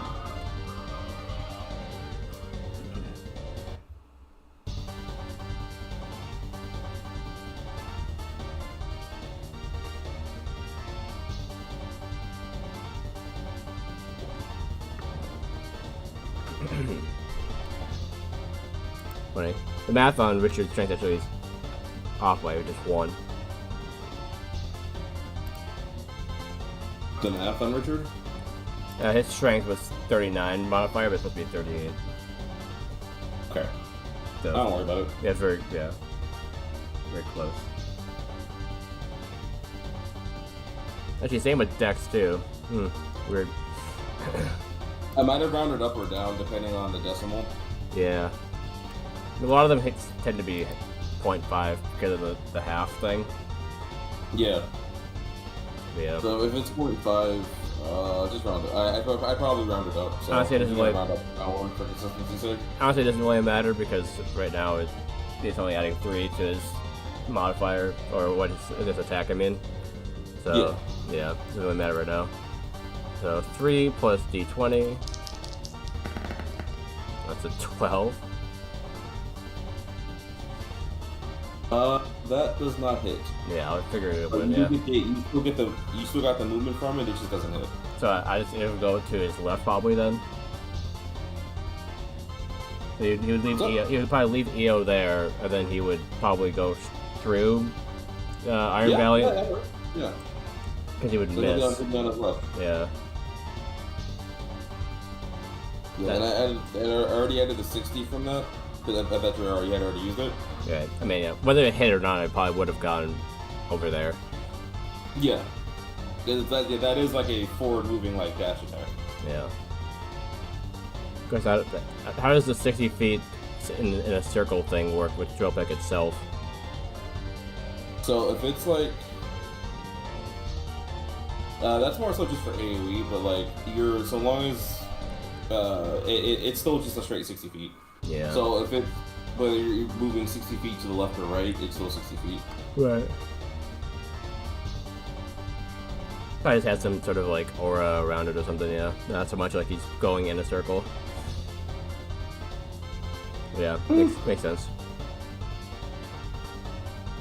Okay. We're getting some misses in here. I think I'm the only one that's hit so far. Other than wait. No, I guess EO also hit. He just didn't get his freeze. Yeah, his freeze didn't proc, but he did give me some damage. Yeah, so half of us I've missed so far, but that's fine.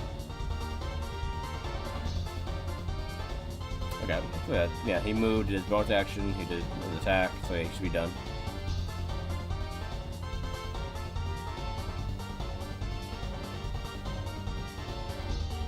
Alright.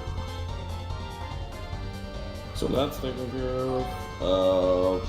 That's Richard's turn. Now it is Salva's turn. Alright. So she's gonna go ahead and use double team once more, summoning 2 more of her.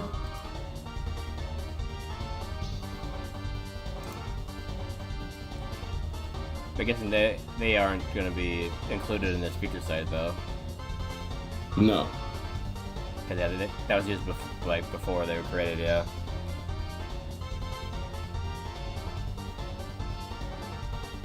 Probably could have just copied the one you already made. Yeah, you're right. I make my life way too hard sometimes. Alrighty. So these two, while they won't attack, they will follow up whenever she attacks. Makes sense.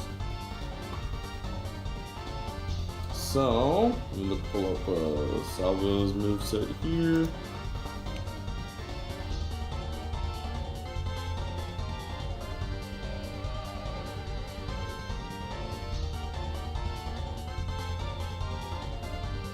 Oh yeah, so you and Paul are in an AoE spot, so she's gonna go ahead and use Dazzling Gleam.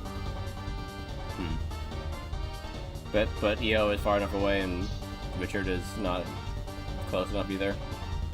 Yeah, because since he's targeting you, yeah. It's gonna be like the. Well, no, I guess EO would be in attacking distance. It would be in a cone. So I'm yeah. Okay. Yeah, so that AoE 60 wide and 80 far. So 60 wide, 1, 2, 3. Yeah, so he is in within range. So 3 of you are gonna get hit by this if it lands. So she is okay. Never mind. She's missed. I guess it doesn't land. Gosh, it doesn't matter how good I stat them. If they can't hit, they can't hit. Yeah, you should roll the lowest possible thing. Yeah. Yeah, it's like 3. Even with her dex, it would be 13. So it's like, okay, great. That's not hitting anybody. Yeah. All right. Unless someone's AC is that low, which I don't think they... No, 23, 22, 22, yeah. And since the attack didn't land, they don't follow up. Yeah. Well, for now they're just sitting pretty.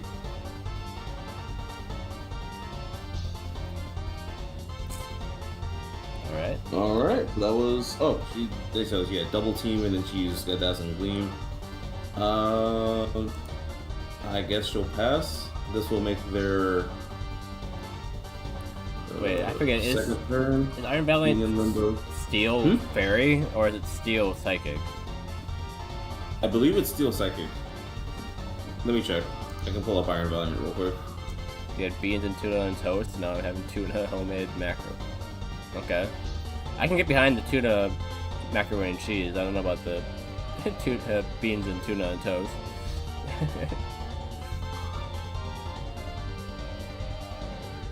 Sure, it was fine though. I don't tend to like straight tuna. Yeah, broke people food, yeah. Valiant is actually fairy fighting.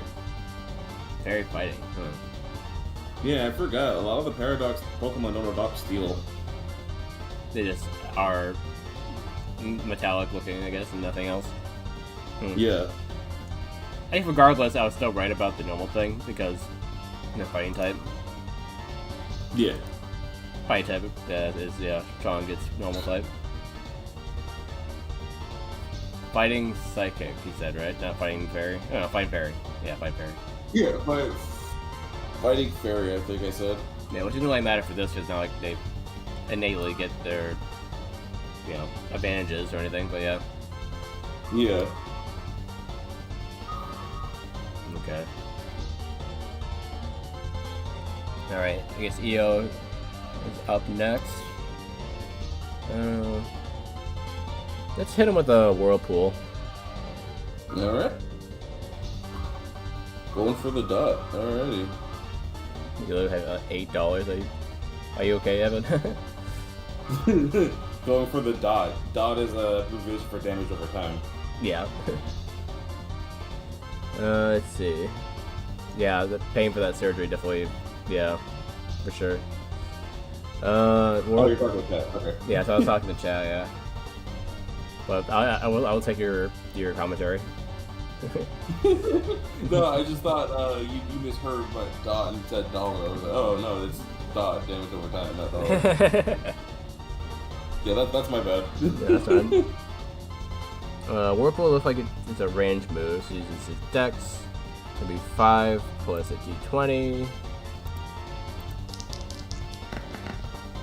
23, alright. Okay, yeah, Whirlpool hits. So let's see. Do I aim where that is? Does it have like a certain AoE that I should be concerned about, or? I don't think so. I'll probably adjust that later, but if there is one. But for now, no, you're just throwing it directly at her. Okay. I say I kind of want to hit one of her clones as well, but... Okay. If you, it is a Whirlpool, so I'll say it's a 40 feet, like, swirl. So I should probably aim it at the upper right corner of her, that she hits that clone, not Paul, or something. Yeah. So... just say it's, there we go. Yeah, that makes sense. If the move successfully lands, correct? regardless if it does additional damage, it will deal damage over time based on the user's dexterity. Okay. What is the damage though? Its damage is 35 plus dex. And that's a modifier, not straight dex, I'm guessing. The modifier. I always assume modifier, so it'd be 35 plus 57, plus Pork Drive, increasing it by... 1/5. It was like... 1/5. Yeah, 1/5 of its speed. What was the number for that again? 136 divided by 5, so increasing it by 27. Not bad, like a little over 100 and some. 27, 35, there we go. 62, Yeah, 119, yeah. So 119 minus his special defense. Which is lower because I lowered it by, what was it, 20 something? Yeah. Or 50? I guess 50 actually. I don't know if he had it written down somewhere, but it's lowered by a bit. Yeah. It was 40 minus, or it was, what, 119 minus 40? Is 40 the special defense? Yeah. Yeah, it was 119, yeah. Alright. So that does 79 initial damage. What do I want for Christmas? Probably some game, usually. Or a better webcam.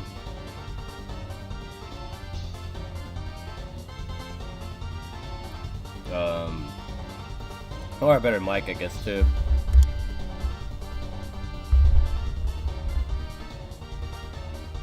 But there's plenty of games I would want to. I don't know if I have anything in mind. Oh, a gift card? Yeah, you could probably do an Amazon one then. That's, like, if you give me an Amazon gift card, Evan, that'd probably be fine. You can find something.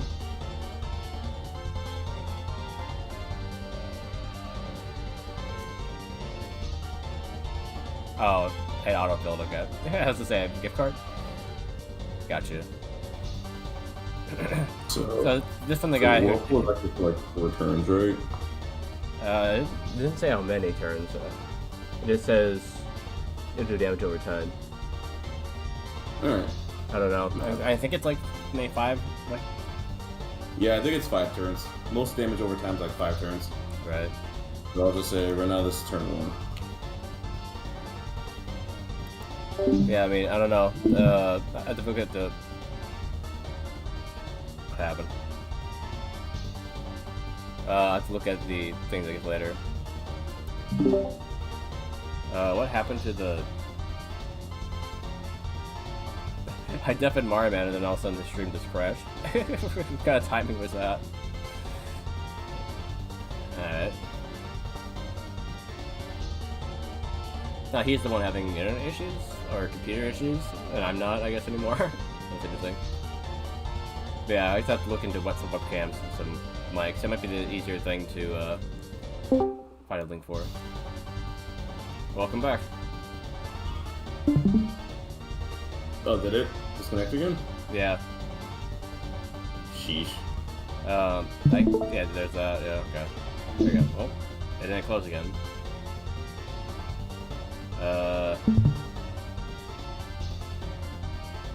He's gone again.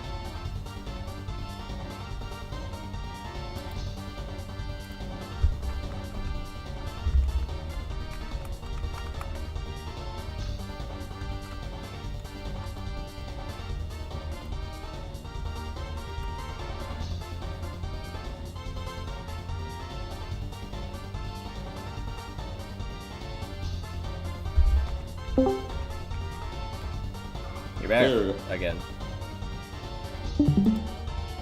Yeah, my computer's being a bug right now, but Yeah, I should at least finish the combat before whatever. Yeah. You're obviously you're streaming, so I'll have to ask for your VOD later. Oh, yeah. Oh. Nope. There we go. It's if I could keep the screen share up. There we go. Okay. Yeah. Okay. So, but you can see what's on the screen now? Yeah. Cool. Oh, Alright. inverse the color for a second there. That's pretty trippy. Yeah, it freaked out and then it disconnected, so I wasn't sure what the heck was up with that. Yeah. But alright. Weird.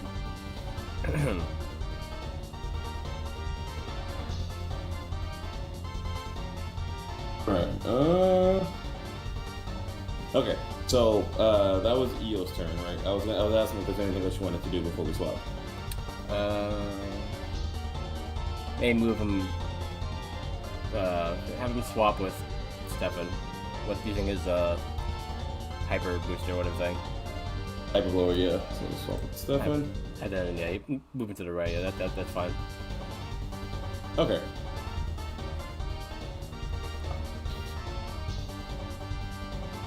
Alright, cool. That is EO's turn.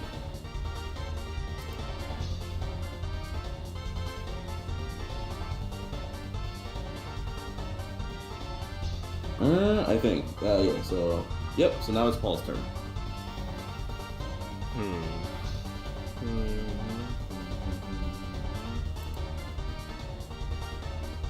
Did I dare try to beat up again?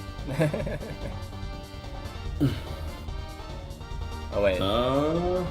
That's weird. So on Paul's sheet, I know it said 14. To the right of it in his personality traits, it says speed 145. I just noticed. Oh, that's right. Because for some reason it was giving me trouble editing his speed, so I put it off to the left. Okay. So I think it's because the number is so big. Yeah. I got in there now. Okay, 145. Okay. Cool. All right. Let's see.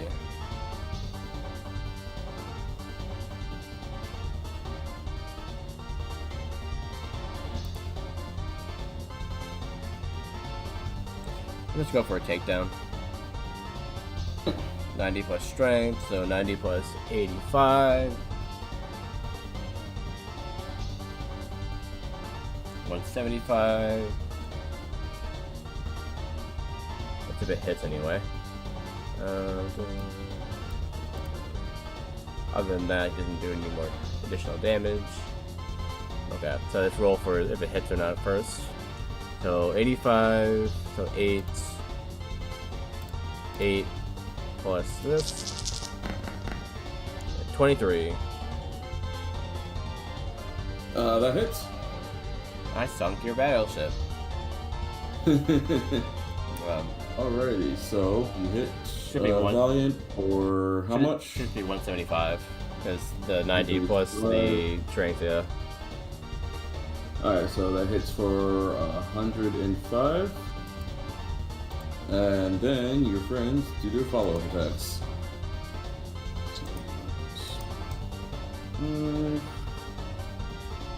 So yeah. And so for now, the friends are you and EO. So let me pull up theirs real quick.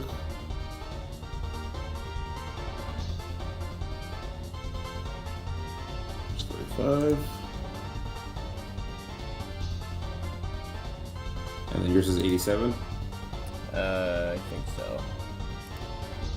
Yes.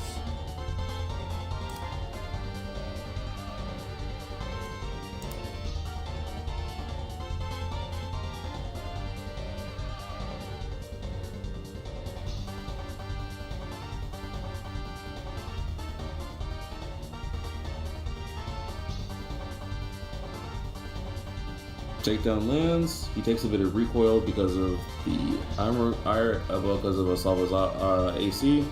So subtract 15 from his health. Okay.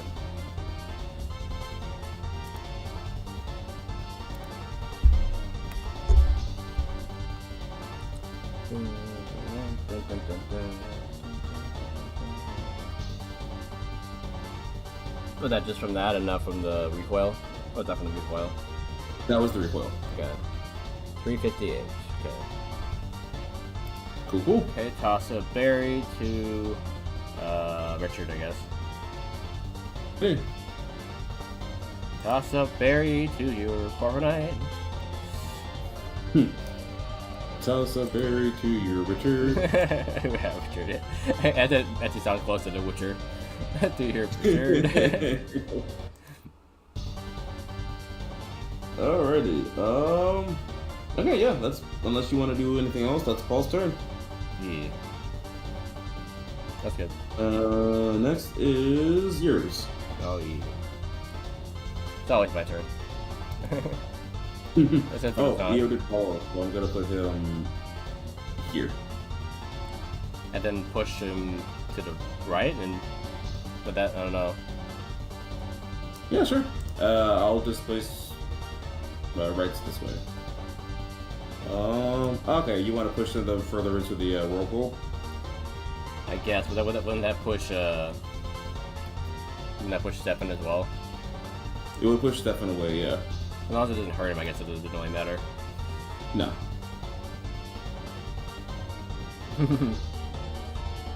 Yeah, Twitch is weird about his badges sometimes. Yeah.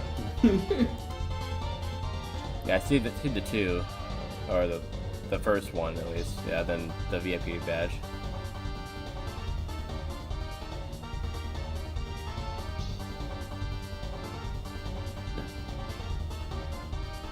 And then he would still be there, but then I know he would be to the left of it, I guess, a little bit, wouldn't he? Yeah. Yes. So he'll be over here. He'd be over there, yeah.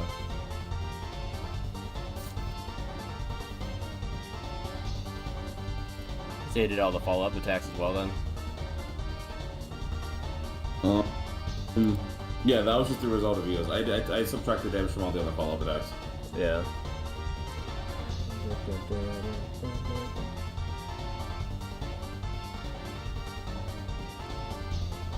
Alright, so, Oh, I see I've really been rolling for his Starfall gift, huh? Oh, yeah, that's right. So it has been 3 times now? Yeah, so if you want to go ahead and roll 3 of those. Okay, so 50% chance of dropping a basket. So when I roll a D4. Honestly, D6, D6. Oh yeah, D4 works too. Odds or evens. Yeah, odds are even. Okay. So So we'll say evens. Evens. Approximate. Okay. All right. So first one, 2. So there's 1. That's 1 gift. Okay, then 2. That's a 1, so no. And then another. No gift. Yep. And a 1. Okay. So 1 gift, then roll another D4 to see if it is a attack or a heal. 4.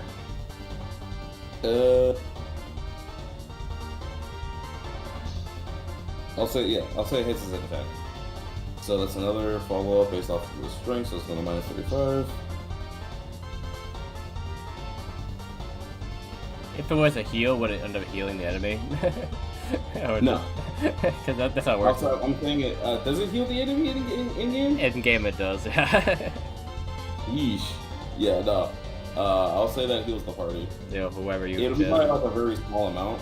Yeah. But it'll still heal the party. That's the funny thing about that. It actually does 57. That's the funny thing about Delbert and yeah, present. Yeah. It's like, oh, thanks for the heal, bro. And you just knock him out. Trying to be a good sport, but it actually knocks out your party member. Yeah.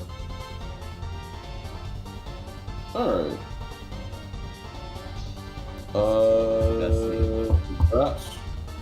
We're figuring out that, so it is currently your turn.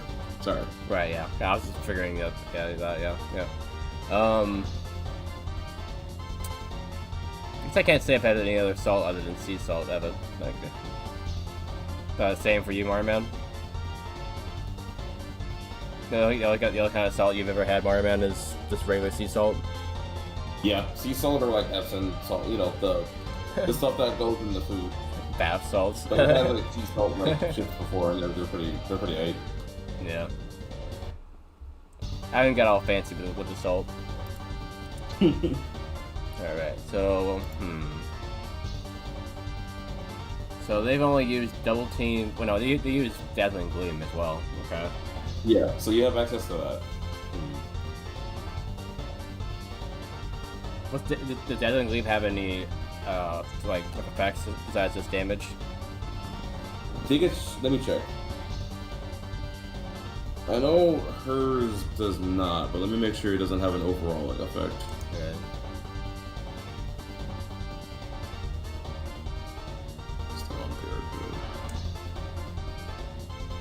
Oh, right here. No, I think it's just the damage. It has an AoE, but you're gonna be shooting straight up anyway. Right.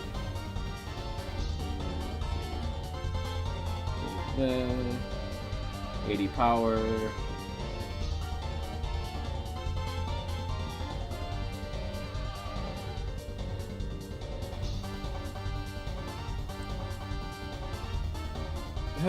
Legend Arceus said he debuffed it. That's funny. In this that game, it was lowered from 100% accuracy to 75, and then it only hit one target. Wow. That's so lame. Like, why? I don't get it. The randomizer stream might be tomorrow, it might be Thursday, I'm not sure. I guess both days are going to be interrupted at some point, so maybe tomorrow? We'll see. Maybe I'll just split it between the 2 days. Let's see. The Dazzle Gleam isn't really all that strong. You're better off just using Thunder at that point. Or Thunderbolt or whatever. Otherwise... What else have I seen? I guess I could copy some of my teammates' moves as well that they've used. Yeah. So the world's kind of your oyster. Yeah. Copycat's kind of broken. It's broken in this setting because usually you're like either like 2-on-2, at most like 3-on-3. So yeah, in this setting it's like I could just copy everyone. I can see everything. Oh. But yeah. Let's see. Just make 2 whirlpools and have it do double the overtime damage. Double the damage. It is with 2 different targets, so you can technically do that. Yeah. Wait, did the clone actually take any damage from that whirlpool, or was that not really a thing that affects the clones? The clone did. The clone did. Okay. Yeah, just use whirlpool again, but do it like overlapping the clones. Sure. So like yeah, like around there, yeah, like. But I do of course need to make sure it hits first before we put it on there. Yeah. So let's see. It's whirlpool is Dex. Okay, so 7 plus D20. That's a 21. Okay. That's a bit. So then, yeah, we got the damage here. Looks like damage is 35 plus Dex.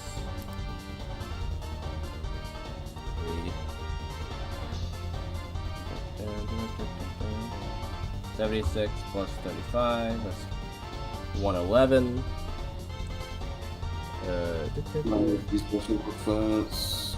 Then we. 111. Well, I haven't done the other damage yet, I guess.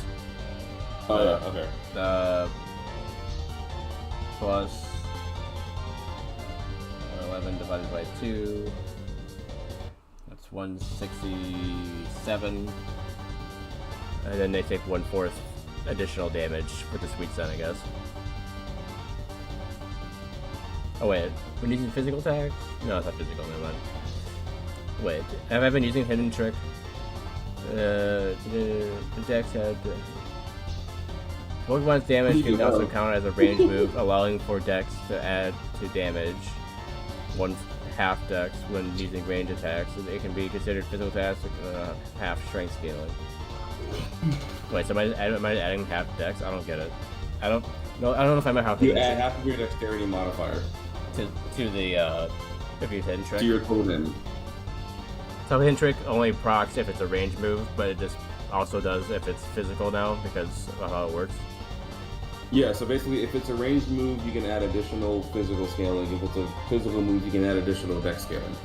Okay, so this is the example of it adding the strength then because it's a dex move. Yeah, so basically, it's if you're using a dex move, add a portion of your strength. Okay, so now we're adding half of the strength. So 87 divided by 2 plus that, so it comes to even 210. Okay, jeez. All right. So 210, the 40 because it's a special move. So 170. That was Alright. that was using the special defense as the thing, right? Yeah. Okay. And then, because you are the leader of the pack, everyone follows up. So let's go ahead and subtract that. When the leader of the pack, you know me well. No one born way back. You kick their tail.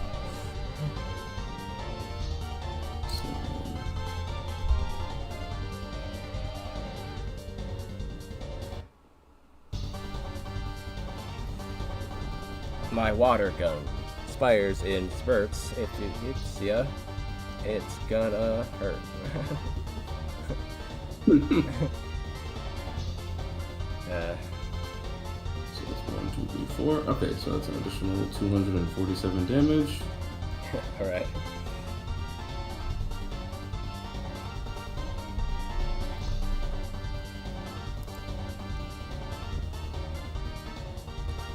So this Paul's team synergy proc whenever this happens usually, Yes. right? Attack for all Mario members will do additional D20 damage for each jump and attack that occurs before this Pokemon's next turn. It will boost the damage with his first. Oh, it was it boosts the damage from his first attack action.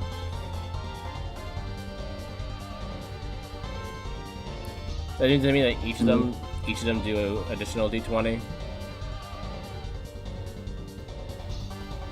Yes. Okay, so maybe one of them would add a D20 roll. So just roll 4d20. Okay. Fair enough.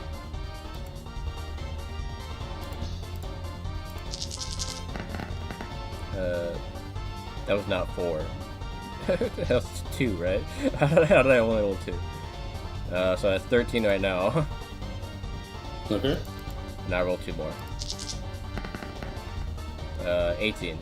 So 31. Sure. Both of those 2 rolls had like a low number and a high number. Or something like the 2 digits and one like 2 or 1.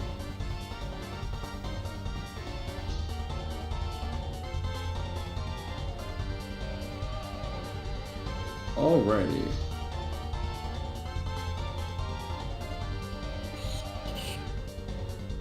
Alright, that is your turn, I think. Unless you wanted to do something else. I guess that was Misto's turn. I can't forgot who was actually doing the attacking. It was messed up because you could roll. Everyone else just did their own attacks. I know, but just like, so much happened. Yeah. So that whirlpool was based off my speed, I think. Is that what it was? Speed? Based on Dex. Yeah. So one of them would be based off mine, and the other one would be based off of Eo's. Yeah. So I don't know if we have the damage for that figured already. Yeah. So it'll just be your flat dexterity. Right. So no fraction or portion. Whirlpool just does your dexterity as damage. Like, yeah, not the modifier or the modifier? The modifier. Yeah. So, Eo's a 57, and mine is 76. Yes. So each turn, Whirlpool is going to do a total of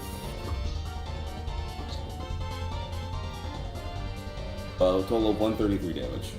That would be on their turn? Yeah, at the end of their turn. Yeah, that makes sense. Alright, so you got that.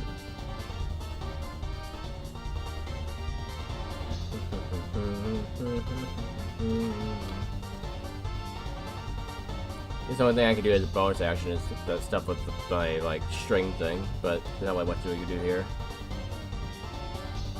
So yeah. And no one's taking any damage on my team at all, have they? Yeah, the one time she was gonna do something, it missed because that seems to always happen whenever I want to do something cool with my bosses. And feature sight hasn't happened yet. Yeah, once it's Salvo's next turn, that's gonna proc. Yeah. So her upcoming turn is gonna proc it. Right. Yeah, I haven't used my sunny day heal thing yet. Yeah, you haven't needed to. Yeah. Or even Chloroform for that matter. When a Pokemon is outside, you can heal damage equal to 1/3 of the total damage dealt. by dealt, it means damage dealt to me or damage that I deal? The damage that you deal. Okay. So, yeah, okay. So if I want to heal, I have to do damage. Okay. And then Yes. the other thing just heals me... Oh, no, wait. The other thing just heals based on me attacking, too, yeah. But instead of it being just for me, it would be party-wide if it's sunny out. Yeah. Oh, wait. Is it based on if it's sunny or if it's just sunny day? Well, you're very hot, sunny day, so it makes it as if it's always sunny outside. Okay, so... Even if you're indoors. So Clover just basically evolved from just for me to everyone. Yes. Yeah. Probably could have just tacked that onto the other one instead of making a separate thing down there. Yeah. Oh, wow. It was like I need to buff something when he evolves, so that it's like, Yeah. because I know the numbers that I gave you weren't very big, but you haven't needed them yet. Yeah. So I figured I'd buff them when they evolve, so I added an extra text box. I gotta adjust that later. Okay. Okay. Then yeah, you can probably just stay right there. Cool. All right. Move on to Stephaniel. Stephaniel. All right. Yep. Alright. It seems like a good time to hit him with a... Well, actually no. He only needs one more to use his ability. So yeah, do another focus energy. Focus energy, and then I'll go ahead and say you can activate it because it's ready. Yeah. So that means that, yeah, you activate it. 3 used.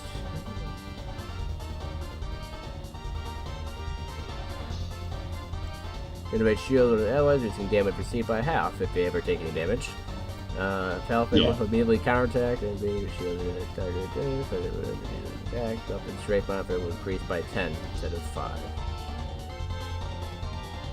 It says increase as if that was a thing that he did already. Like, is he supposed to increase his modifier by... Oh yeah, every time an ally is targeted for attack, yeah. So it's talking about 0 to hero. Yeah. Oh wait, does it mean his modifier should have gone up already by like 2? Yes, because even though they missed, they were technically targets of attack. Yeah, that was only twice, right? Not 3 times? Yeah, she's only had 2 turns. Because Future Sight didn't count, because there wasn't an attack that was happening yet. And then... Yeah, well, this delayed. turn she did try to... So the last turn she did try to attack, and that didn't work. But they were targeted. So yeah, it would just count as 1 probably then. Yeah, and then once Future Sight procs, that'll count again. Yeah. And because she gets multiple actions, that'll increase multiple times. So that If means she does multiple like attacks. that means that his strength be up. Should be up by 5 then? Yeah. So yeah, 165 currently.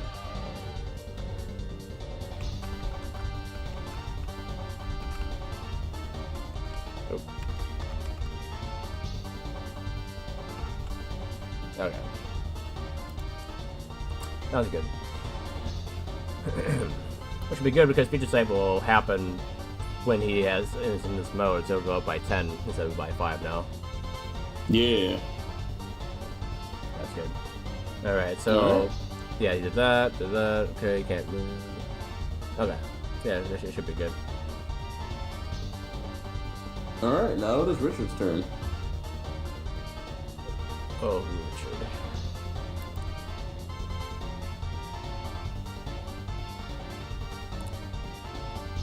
Let's just debuff them even more and use Screech.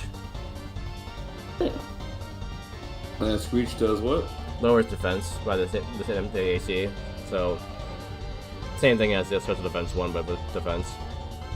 Alright, so defense lowers it by 20? 22. 22, okay. Yeah, AC is 22. Well, I feel like a lot of them have the same AC at 22. I think Stefan's the only one that has it lower than that. Yeah, I just forgot his name. The Iron Bundle. He has 23. Oh, EO. EO, yeah. Looking at him like EO, okay. So yeah, he has 23, Paul has 22, I have 22, Richard has 22, Seven has 20. It's interesting given that he's the one that's like, I'm gonna jump in front of you and block. I guess he just takes a hit most of the time anyway, doing Yeah. that. So it's not like he's gonna be able to dodge as well as block a hit. He's the overprotective tank, yeah. Yeah. But yeah, so you get that. Okay, so screech on there. Then I guess you might as well use overwhelming presence. Will that lower his speed again, or is that even possible? You can. I mean, speed can decrease by stacks. So I Yeah. have Pokemon, so I don't see why not. Yeah, it would reduce the speed again, but it wouldn't make the disadvantage again. It would just reset it. Yeah, it wouldn't be. Yeah, it would just reset the disadvantage. Yeah. Yeah, so it would be disadvantage for 3 turns again.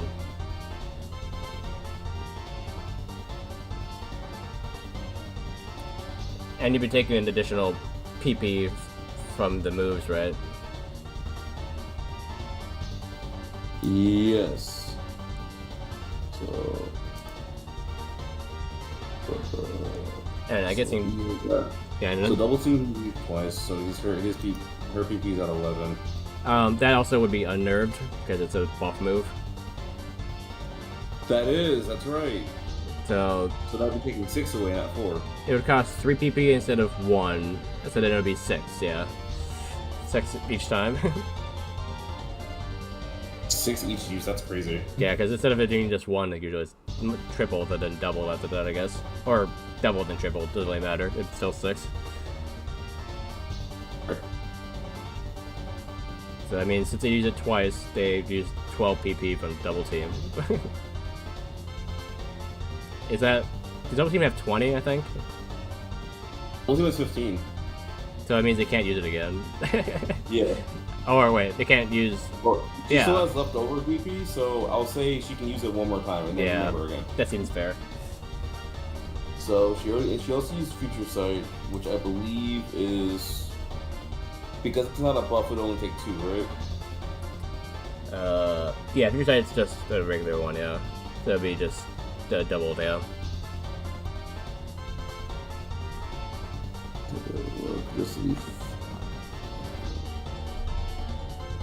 Okay, pressure. When restrictions on the party during combat, enemy Pokemon require double PP uses for their attack. Okay, yeah. And then yeah, the unnerved down there basically for anything that's yeah, buffing. I'm just double checking for by sake. Okay. So 8. I mean, that she did get additional AC, right, by doing that, right? Or was it just the clones? Hang on. Oh, it's just the clones. So does that count as a buff then? Yeah, no, double team. Yeah, double team. If the move itself is still a buff move. Yeah. Is that Yeah, summoning extra clones is still a buff technically. is that the way you worded it? You says enemy attacks that would buff them as a result. So like one is it an attack, and 2, it might be talking about a move that just happens to buff you afterwards, like power up punch or something like that. Yeah. So that would power up punch would also count as that. Because the end result is a buff. But double team is technically a buff. It's just special on her, but I'm counting it as a buff for consistency's sake. Right. You know, are you counting that as an attack then too? I'm counting Future Sight as so. I mean, like, and it says literally attack in the thing, so I don't know if double team counts. Yeah. I don't know if double team counts as an attack. I mean, the way you have it Enemy work. attack. Yeah. If I'm like, does that count as this or not? I don't know. No, you're good. Hey, everything is right. Okay, if you say I'm so. just going to remember because it's being weird about me editing it. So I'm gonna say Future Sight 8 out of 10. Yeah, it should just be 2 taken off of that. Yeah. And then Dazzling Gleam, I guess, as well would be Yeah, that's another 10. So another 2 off. Yeah.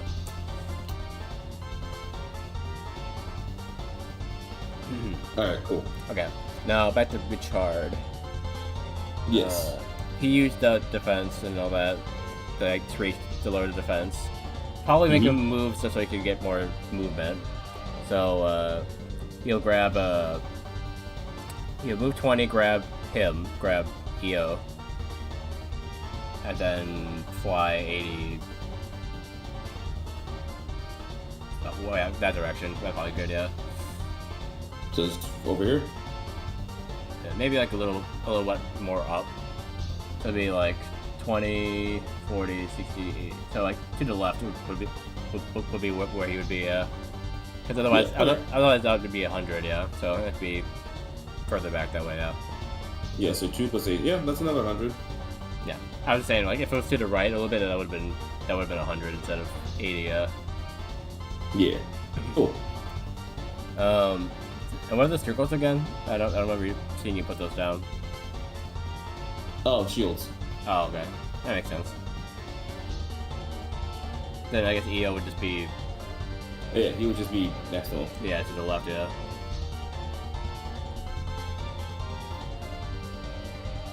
Who has the boss thing right now? I don't see it anymore. The what? The leader of the pack or group thing, whatever. That ball does. Where'd that go? Technically, it's been you. You had used it already. Right. Okay. If it's used, then that's fine. I just noticed it was gone, so I was like, where'd it go? Yeah. You had used it. That's what made everybody follow up attack. Does Paul have it activate again after a certain point? Let me double check. I remember when that activates again. Each turn, the leader takes an attack. Okay. The character on same scene that does the most damage will be labeled the leader each turn. So, I guess at the end of probably at the end of rotation, Paul. Yeah, at the end of rotation, Paul will label somebody the leader, and because I think you and EO have been the only one doing damage, it's probably gonna go to you again. Yeah. So I'll go ahead. I'll preemptively put that on there for you.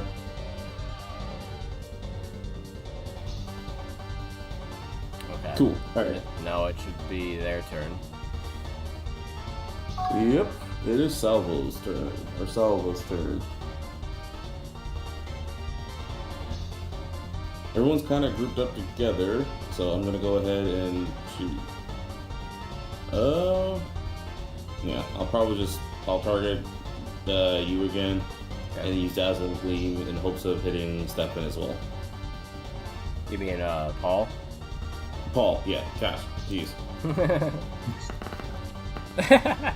Oh my freaking gosh, bro. How do you keep going so low? I don't know. Whenever it's my turn to do something cool, that's when the dice want to like crap out. And because I technically attacked, and Stefan also gets his thing.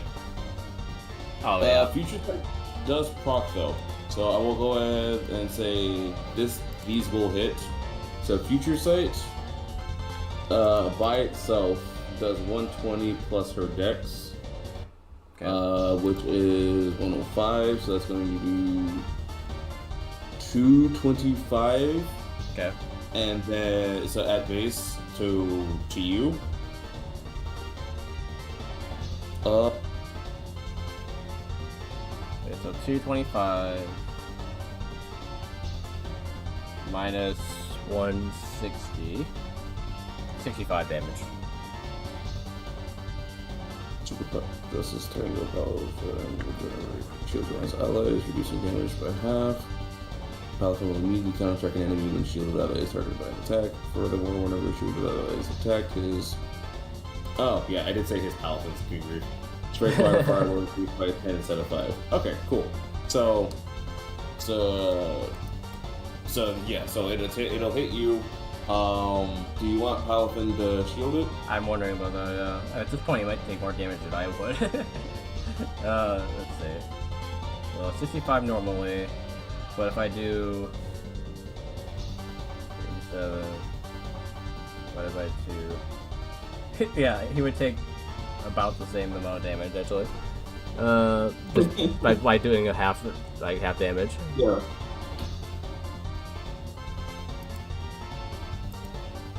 He has less HP than I do. We just have a berry. I mean, at this point, it almost doesn't really matter. But wait, so the shield enemy reducing damage. Well, I'd also reduce damage by half. So really, I should just take the hit and divide it by 2 because I have a shield on me. Yeah. Because Yeah. no, Your shield, yeah. No matter what, half that damage is being received, and then that's also subtracting from your defense as well. so it's like I basically he would take more damage than I would blocking it. So I don't think I should just take it. What was the damage that they're doing again? 225. Yes, 225 at base, and then the doubles come out, and because the attack landed, all 4 are going to do follow up for, I believe, 25 damage per double. So 225 is the total damage. Yeah, so 25, 50, 75, so 200 follow up damage, and then 225 base damage. But because of your defense, you're going to block that easy. Are they attacking physically? Yes. Okay, so should I figure special defense against her attack, half that, and then figure theirs together, and then half that?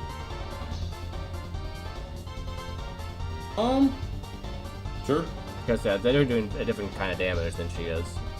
That Yeah, I know. Well, all of attacks usually don't count against defense. Also, How much HP do you have? okay, so I would just take that straight and then do. Yeah, you would take the 200 straight, but the 225 you're reducing defense. But then what I would do is the damage with the shield from Palafin, from Stefan. Yeah. So actually, yeah. So if you want, you can take half damage from the follow-up attacks as well, so you don't be taking 100 damage. So yeah, 225 minus 160. That's 65 divided by 2. That's 32 and a half. Plus this is 200, so that's 2. It'd be 100. Yeah. So that's 132.5. So 133. So All right. pretty good. I think it could have been pretty dangerous if I didn't have this shield or anything else on, probably. Yeah. So 133, 467 minus 133. So And then Stefan does get the counter attack of 75 in, so oh, okay. I will go and protect that from. Would you be countering just her and not the clones, I'm guessing? Or, yeah, maybe just her, I think. Yeah. Because the clones are follow-up attacking, which doesn't really count as an attack, per se. Yeah. Like Saw was doing the direct attack, and her clones are kind of just following along. So he's countering Stefan. He's countering Solomon. Yeah. 2, 7 minus.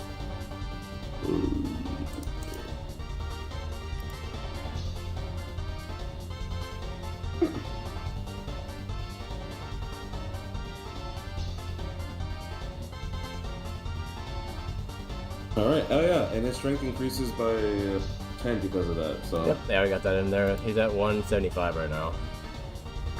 Okay. Which the modifier for that would be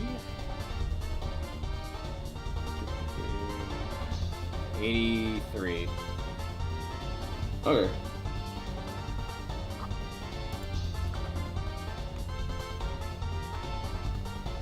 Oh no, it says a strength modifier. What is strength modifier? Oh, Elephant strength modifier will increase by 10, so it's your mod that increases by 10, not your score. Oh, that's actually better. Okay. Yeah, it's weak better. Alright, so 5 and then 10, that'd be 15. So it'll be 90 modifier then. Yep. So I've already taken that out. Okay. So that was Future Sight was a passive action, and there was Dazzling Gleam. Wait, Dazzling Gleam? I thought that missed. Oh. That missed, yeah. Dazzling Gleam missed, yeah. I was like, wait, I don't remember that happening. Oh, okay, it didn't happen. Okay. Yeah, so she technically still has one more attack, and I think she's going to go ahead and use probably set up another Future Sight by sending those same doubles away. Makes sense. So she'll send these 2 away.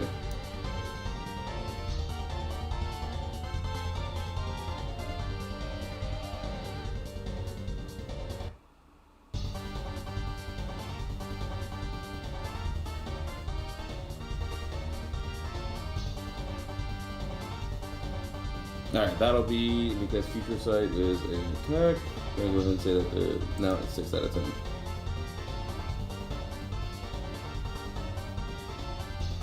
Alright, cool. That's our turn.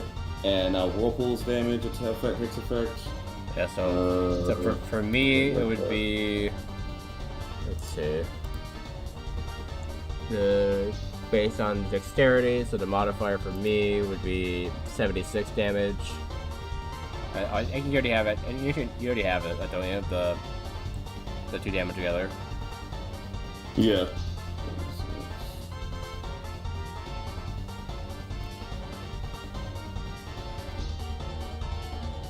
I guess this wouldn't count for Chloroform, though, right? I wouldn't heal myself off of Whirlpool's overtime damage. Nah. I wouldn't think so either. Alright, so that's an additional 133.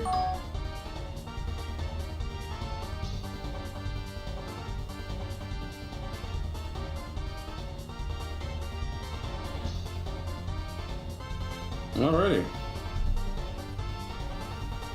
That's Elva's turn. Now it's back to Io. Wait. That's it. I keep forgetting that they actually disadvantage the salvo or whatever, but it doesn't really matter because you keep rolling so low anyway. But the only thing that she's been doing is stuff that can't be affected by dice roll. Yeah. Like feature side and stuff like that. Okay.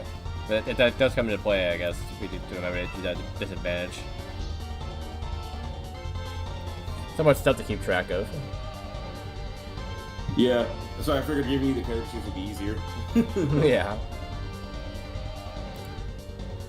Alright, so Io, what should you do, sir?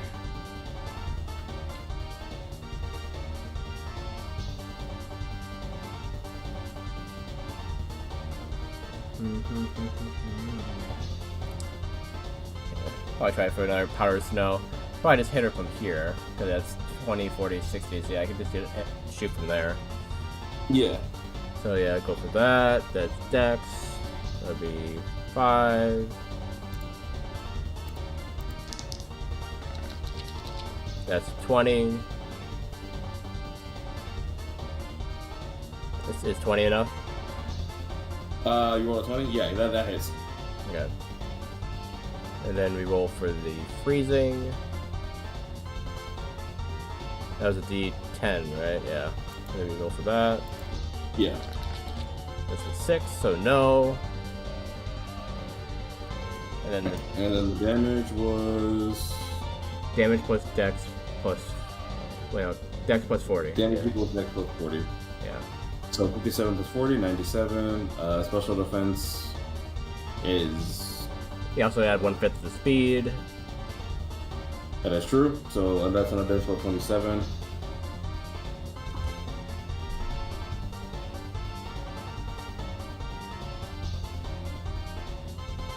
Plus 27, so yeah, 124. Onto the special defense, yeah.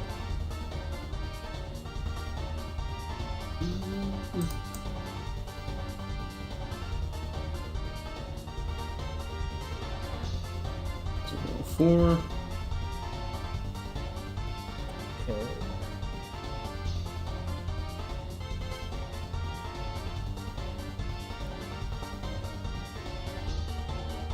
Alright, there we go. I think I miscounted that, but that's fine. It's lower than it's supposed to be. Alright, anyway. And then are we all following up, or? Was Io, so yes, so you and yeah, because you're all friends with Io. I think you just had that strength that you had from before. Oh, the strength berry? Like, no, you just add the strength calculation that you did before for all of us. Yeah. I think. Wait, maybe not, because you wouldn't add No, EOs. that was for beat up. Yeah, so that wouldn't be for EO. Yeah, so let me go ahead and do that real quick.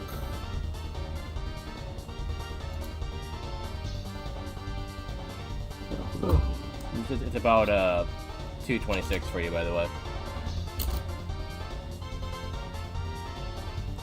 in case you have something to do later.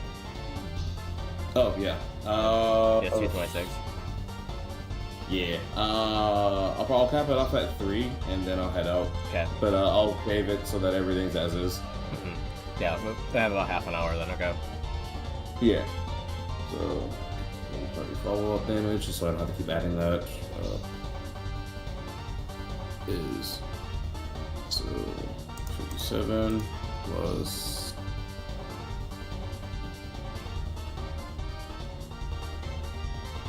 39.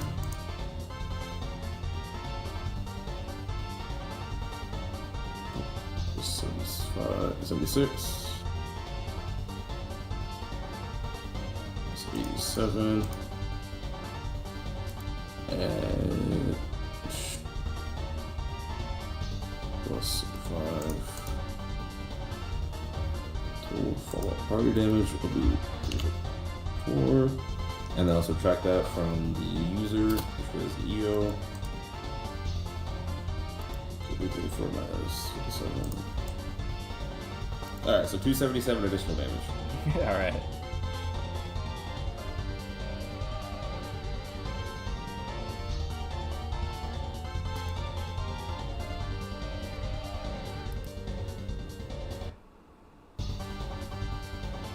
Alright.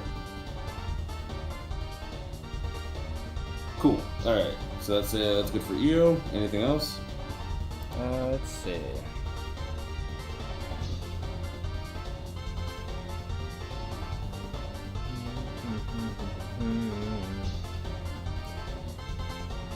Let's see, what is that proc again? Revolving blower, starfall shot, and hyper blower. Okay, so have him use hyper blower to just swap with Richard, so you can get a gift. Alright. And then go roll a d4. That's a 4, so that's a gift. Is it an attack or healing? Heads attack, tails heal. Okay, so I roll another d4.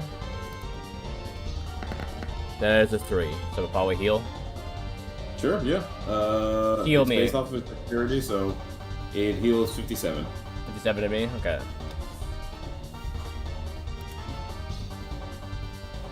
Three, 4 plus 57, and then back up to 391. Was it? I just was figuring the math of how much health I was going up. Okay. So I went from 334 back up to 391 out of 467. So that basically like negated the damage that she did to me. The direct damage? Yeah, the one that she did, and like her clones did more damage. Yeah. That's just because follow-up attacks don't care about your defense. Yeah.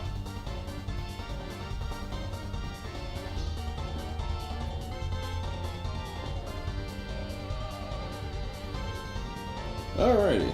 Alright, so that means it's Paul's turn. Yeah. Sorry. I thought you let you Yes. say that. No, you're good. You're good.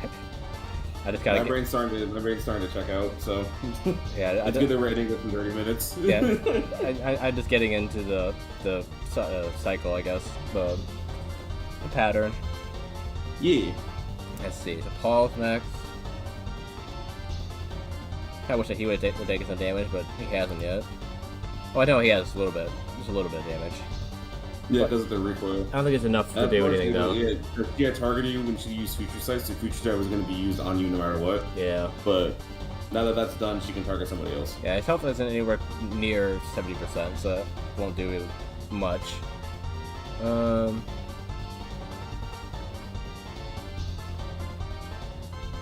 do another takedown, probably.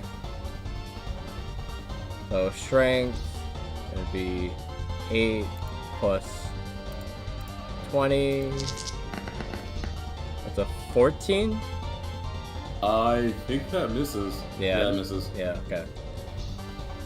Sorry, Paul, you can't always, do good things. Yeah, can't win them all. Paul can't always be the GOAT. Right. Throw a berry. I think Richard's berry is missing. Oh, that's right. There you go. And then we'll throw one to EO then.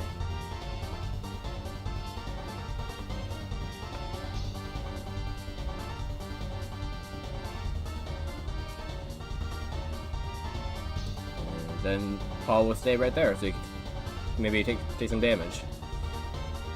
Okay.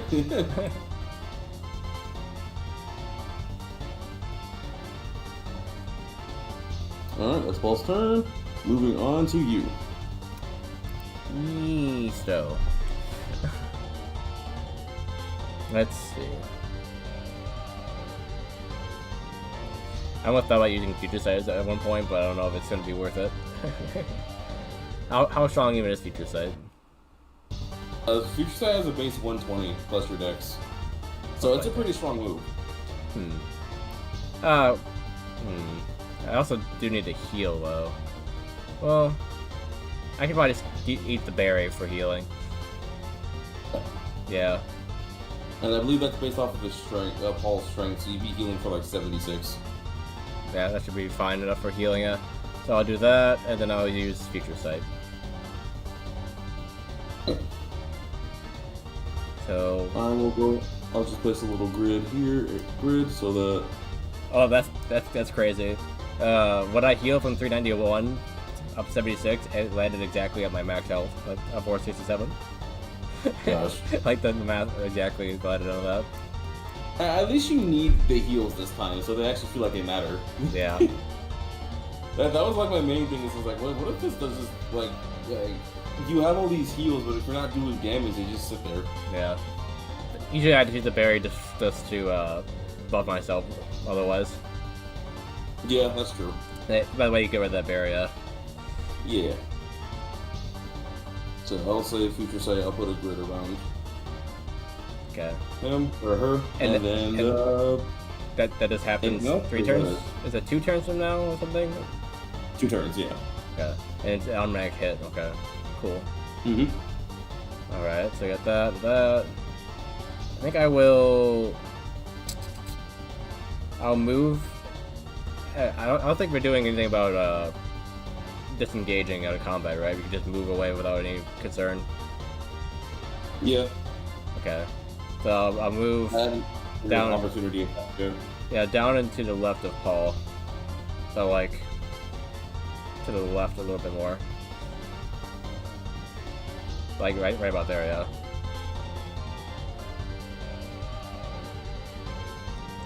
He doesn't seem to be targeting me.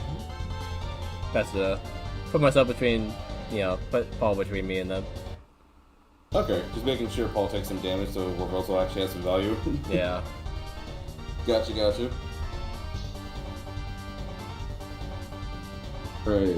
Was that it for your turn? Yeah. Alright, Stefan's move.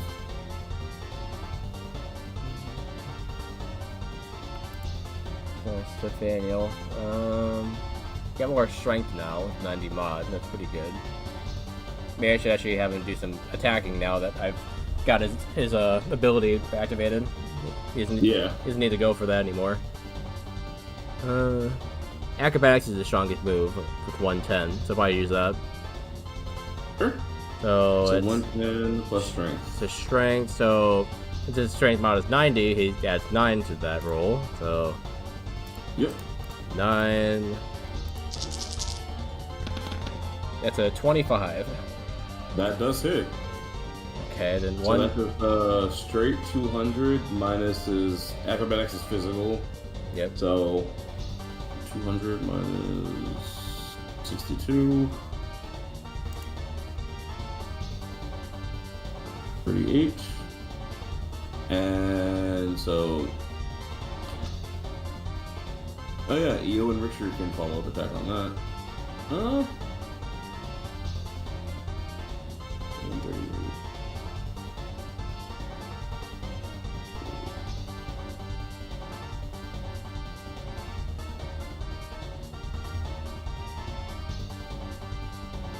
Plus 39 plus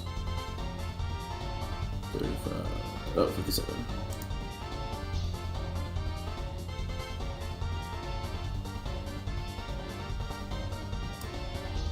Actually, hang on.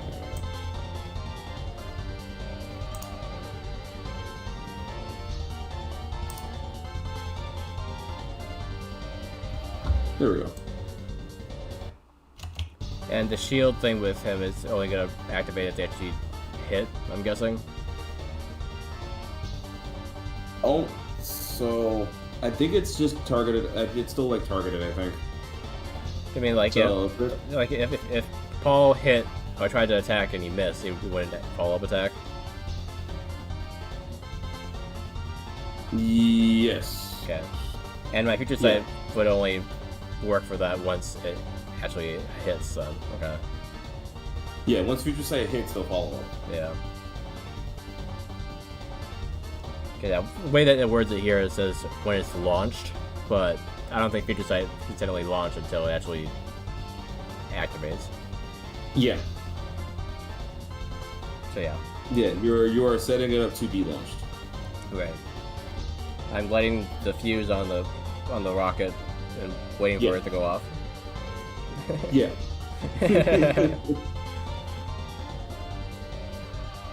Alrighty.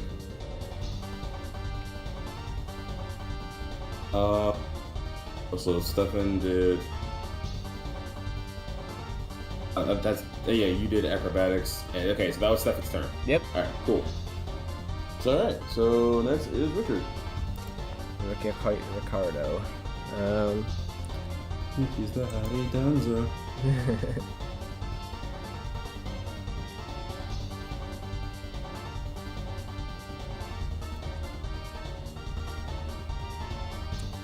Okay, so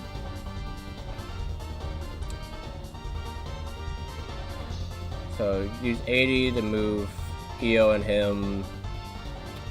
1, 2, 3, 4, 5, 4. Let's have him go to the right, and then close enough that you can do 60 back through her to the other Valiant. So 2, 3, 4, and 3, 4, and then you want to go like below her. Yeah. Okay, so Okay, can you like a circle, I guess, so that you can just kind of go straight down next to Paul, maybe. 2, 3, 4, and then yeah, I can do that. 1, 2, 3, 4, and I'll just put you here. Yeah. There's a way to do that. I don't feel like calculating it right now. Yeah. Alright, But that would- that's another 140. for your 60, total distance. 80, it'd be one, yeah, I guess, yeah, if we want to count the 20 from moving, yeah, next to EO, yeah. That would leave EO about to the right, I think. Hmm. That would put EO to the right a little bit, I think. Because, like, to the right, like, of where he was. Oh, that's right. Okay. Because, yeah, he did his flying move after he dropped him there, I guess. Yeah.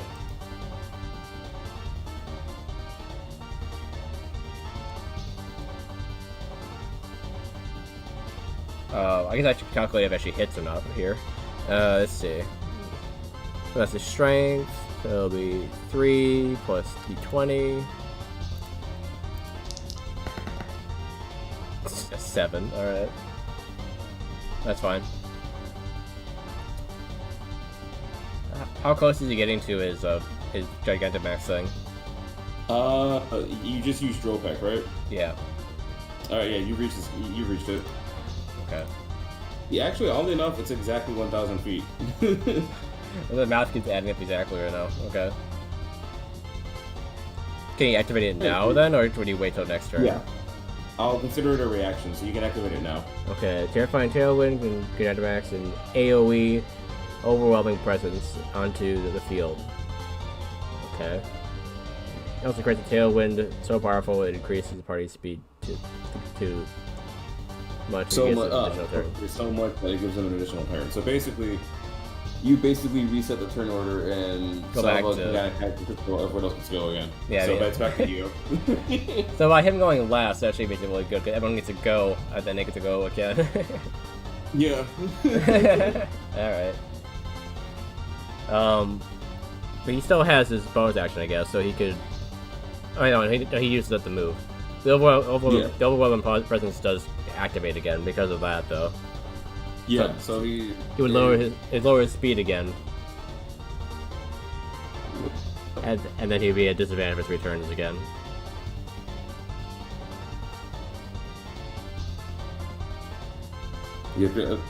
Not that it matters because good grief. Yeah. But the speed is really, really low now. What's that really affect for them, really? Like, what does lowering her speed really do? Mostly it reduces the movement. Yeah. So if you guys are very mobile, so if she tried catching up to you, she wouldn't be able to as easy. Yeah, probably couldn't even move 1 space at this point. 2 spaces. She's down to 2 spaces per turn. Oh, jeez. Let's see. You get that, yeah, that's all good. And then now we're back to EO again. Yep. With that, yeah, the whirlpool would still wait until her turn. It wouldn't happen now. Yeah, it's technically the rotation didn't end technically. Yeah. That being said, because it will be your turn, that will take Future Sight. Oh, okay. It happened on Bisto's turn, of course. Yeah. Yeah. It'll once it reaches your turn, it'll take your Future Sight. Yeah. Funny.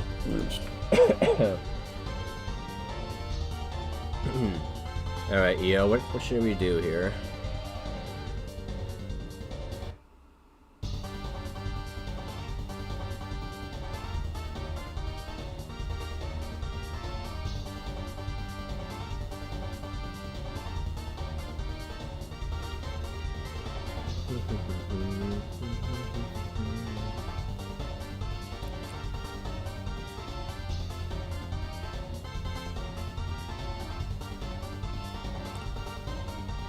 I've really been thinking about the helping hand from EO. I don't know if they've really been adding that, but oh well.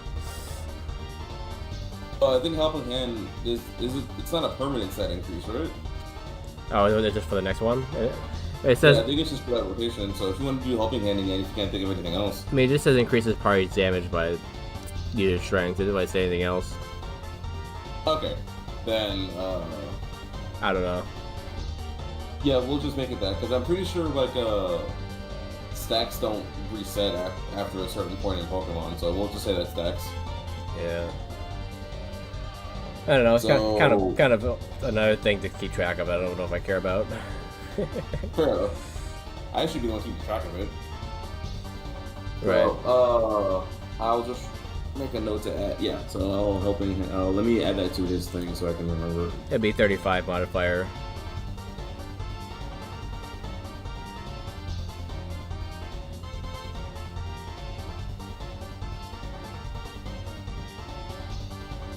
There we go. Okay, that's written down so I can keep track of that now. All right. So you can go for helping hands at 1. So if you want to do that again, you can increase that by 2. Right.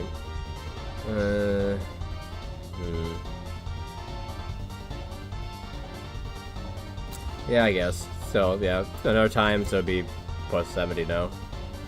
Yep.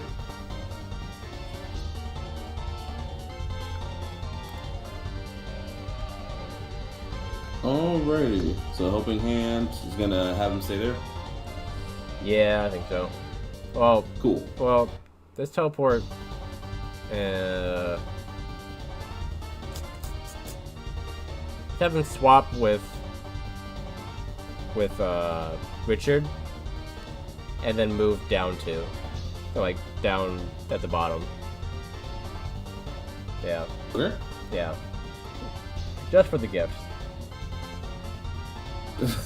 Also, make Richard further away so that he could get more movement and, fly around, Yeah. Even though it doesn't really matter now, but still. Is he? Because I know Gigantamax Richard, Gigantamax Corviknight would have unique buffs. So let me look up. Because I just sort of said here, here's your AoE thing, but I don't remember how that actually affects the attack. Yeah, because the stats do change in Sword and Shield, yeah, when you get bigger. Yeah.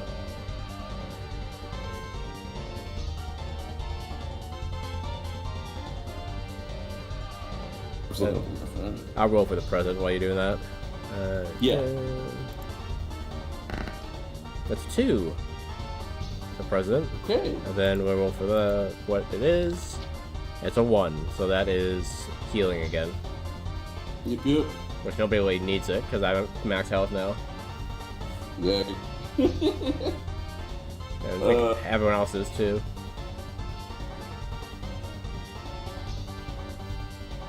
Just give it to her. Here we go. I feel bad.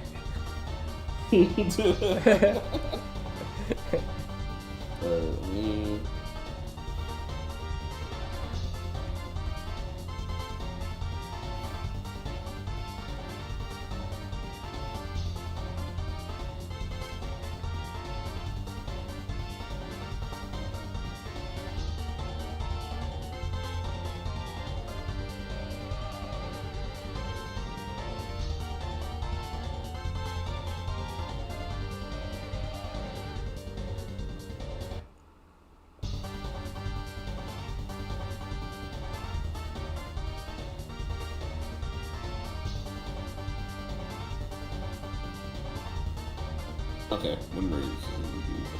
It's more so it's a dispel, which isn't bad, but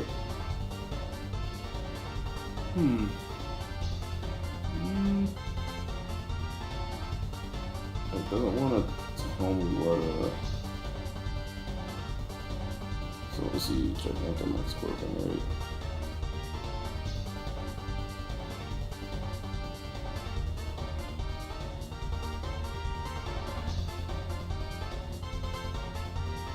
Significant HP buff, multiplying the max HP by 1.5. Yeah, I do see that, yeah.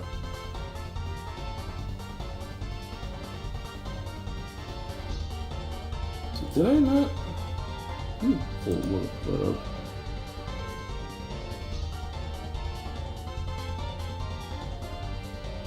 I must not have. Okay. So I did not. What is factor in the fact that he gets a weird, like, unique thing when he's Antimaxes, so I will... Yeah, what is the move that he gets that's flying type? Like, he gets, like, a Wind Wraith that's more of a Dispel, but his description is like, oh, he gets, like, a bunch of Wind Blades that attack the air or whatever, that attack in the air. So I'll probably just say, like, oh, he can technically generate his own follow-up attacks. Makes sense. So I'll say that they'll hit for, like... They'll hit, like, 3 times or whatever. And I'll just give it to everybody. So even if it's not a status move, they'll still hit for what's Corbin Richard's strength. They'll hit for his strength modifier. So EO did his action. He used Helping Hand. I'm gonna say that counts. So.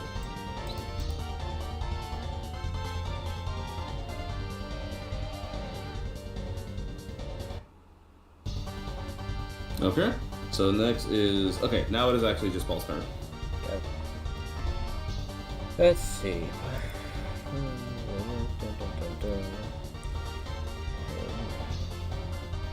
I guess I'll just go for their beat up.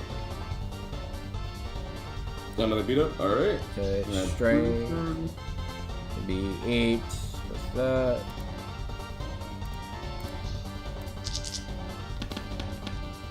$17. Okay. Okay, so at base, it's going to do 204 plus Paul's strength. 85. So that's going to do 292. So 292 minus the defense.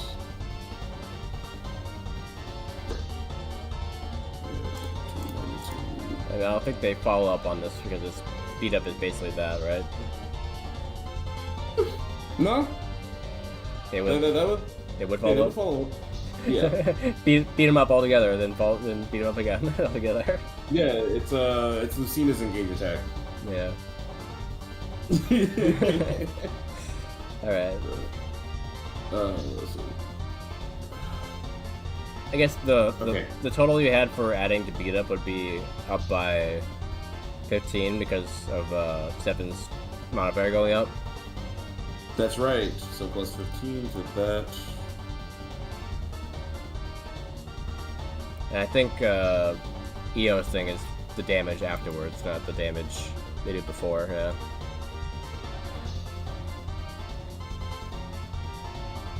Yeah, increases damage, not strength. Yeah. 2, 4, 84 equals 288 plus 15, 303. Okay, sorry. Okay, so 303 minus what's Salva's physical defense, which is now like 68. So that's 235 plus everyone's follow-up damage, which is 334 minus Paul's strength, which is. I guess it would boost the damage of his first attack action. I don't know what that means though. Is it? The team synergy just says it boosts damage from his first attack action. For each jump attack that occurs before this Pokemon's next turn, will boost the damage of his next attack. Oh, supposed to be his next attack action, not first. So basically, the attack is so any follow-up attacks that occurs will boost his damage. I'll say. I never have to give a descriptor for that. Would that accounted for his missing before, or? No, it's specifically follow-up attacks. So follow-up attacks would I mean, like for if he attacked using this boosted attack, would that be negated if he missed with it? Oh yeah, if he missed, then the attack boost is negated. I'm trying to think if he had a follow-up attack, had anyone else follow-up attack recently or not. I'm trying to think what the last one was. I think the last one was with EO actually. No, the last one was with Stefan. Oh, acrobatics. Did a follow-up attack. Yeah. That means that he would just be boosted from that, okay. But I don't know how much damage he's boosted though, it just says he's boosted. Yeah, so I'm gonna say it'll be boosted by, I'll say boosted by 5. Okay. So the 2 follow-up attacks, his follow-up attack increases by 10. So his following attack's gonna give you 10 additional damage. And then everyone else would be additional d20. Yes. Okay, so I'll go 4 d20s. Yeah. Okay, so I rolled that for you. So whatever you already have, add. Why does he keep rolling 2? I told you to roll 4. Quick. So 10 plus 13. So add 23 to whatever you have. Okie doke. 8 plus 23. Yeah. And then I guess the helping hand from EO, I guess? I don't know how that works. That is true, yeah. We did do 2 stacks of helping hands, so I'm going to add an additional 70 to that. 70. Yeah, 70, yeah. Okay. So I'll just say 351, just for now. There's probably a number I'm missing, but this is... A lot. Yeah, it's still a lot. Well, we had like something a program that would just run all this automatically. Yeah, I know, right? I mean, that's what the calculator is for, because my brain doesn't want to compute right now. I think I gave myself too many things to keep track of. Yeah, yeah. Yeah, you can't imagine how that feels, huh? No. But, alright. Okay, cool. So... Oh, I guess... well, no. I'd say, like, with EO's present thing being healing, I could heal Paul, but do I want to? I don't know. I don't know. He's fine. I mean, to be fair, Salvo's kind of just been sitting there because she keeps missing all of her attacks. Yeah. There isn't much to heal from Paul, because the only thing he did was he took it from recoil. Yeah. I took damage, but I healed it back up already. Yeah. Ugh. I guess Paul would throw him in our berry, so give an air berry to Misto. Another berry to Misto. In case I get hurt again. Oh, you poor thing. Somehow I think you'll be alright. Alright, let's try to get through these turns in the next 4 to 5 minutes. Yeah. So, I mean, my turn, so feature sight would hit. That So- is true. Future. 120 plus 76. Let's see. I got the math here. Get off my screen. Special offense. Minus 40. So yeah, 76 plus 120. We would add hidden trick, which would add my strength, half of my strength. So that'd be 87 divided by 2. Okay, and then we would multiply it by 1.5. So that's 359. That's in addition to the 156. What's the 156? That base damage you're doing. Well, the base damage is 120. Oh, yeah. Oh, no, you're good. So 359. Yeah, base damage is 120 minus plus 76. the- Yeah. Yeah. Yeah, I already figured that. Yeah. Okay, cool. Oh, and then I guess sweet scent too.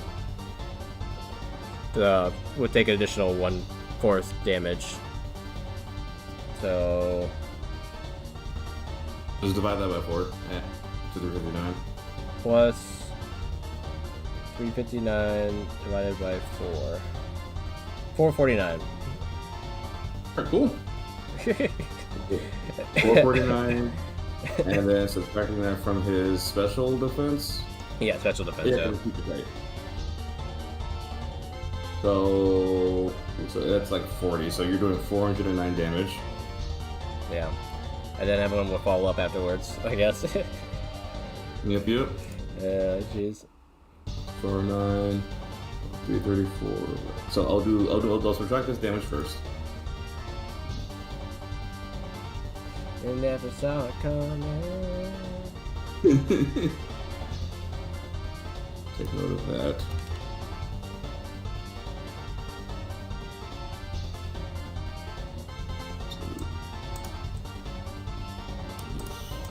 So additional 247 follow-up damage.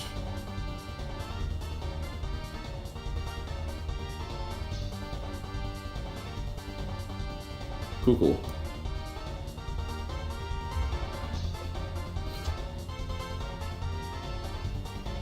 Alrighty. That's your turn. Next, it is Stefan, correct? Yeah, Steppenwolf. Oh, actually, I haven't moved, actually. I haven't... Oh yeah, you have not. Feature sight was the only thing that happened, yeah. I haven't even done any attack of my own.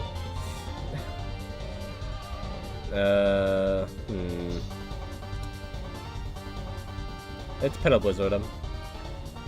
Alright, Battle Blizzard it is. 90... I probably should see if it hits first. Feature sight hit, Yeah. Feature sight hit automatically, but this won't. So... It's a physical move, so we add 8.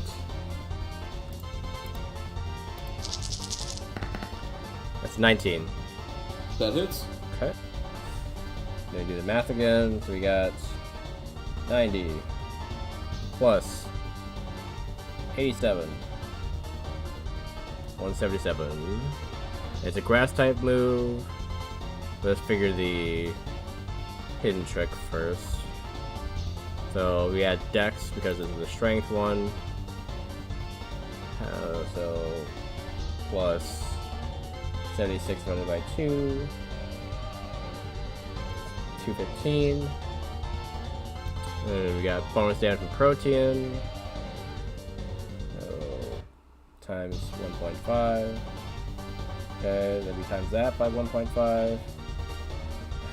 Okay. And then, yeah, plus 484 divided by 4. That's 605 damage. Oh my gosh. Oh yeah, because you haven't used the stab move up until now. Oh wait, would the squeak scent happen after they take the damage from lowering like off of the defense, or would it be before the defense? Before. Okay, so it would be what I said, 604, and then you would take the defense off of that. Yeah. So 604. And that's the physical attack, right? 605, but yeah. It's physical, yeah. So it'd be defense, yeah.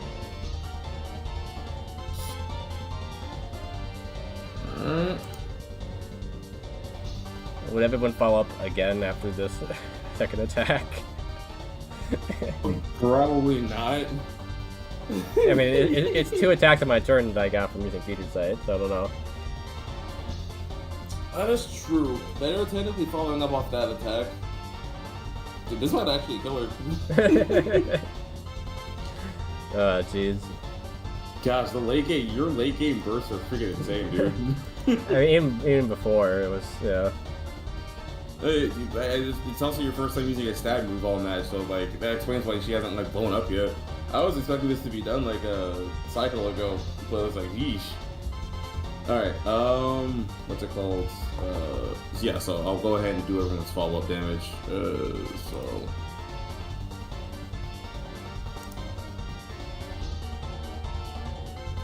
Yep, follow-up damage defeats her.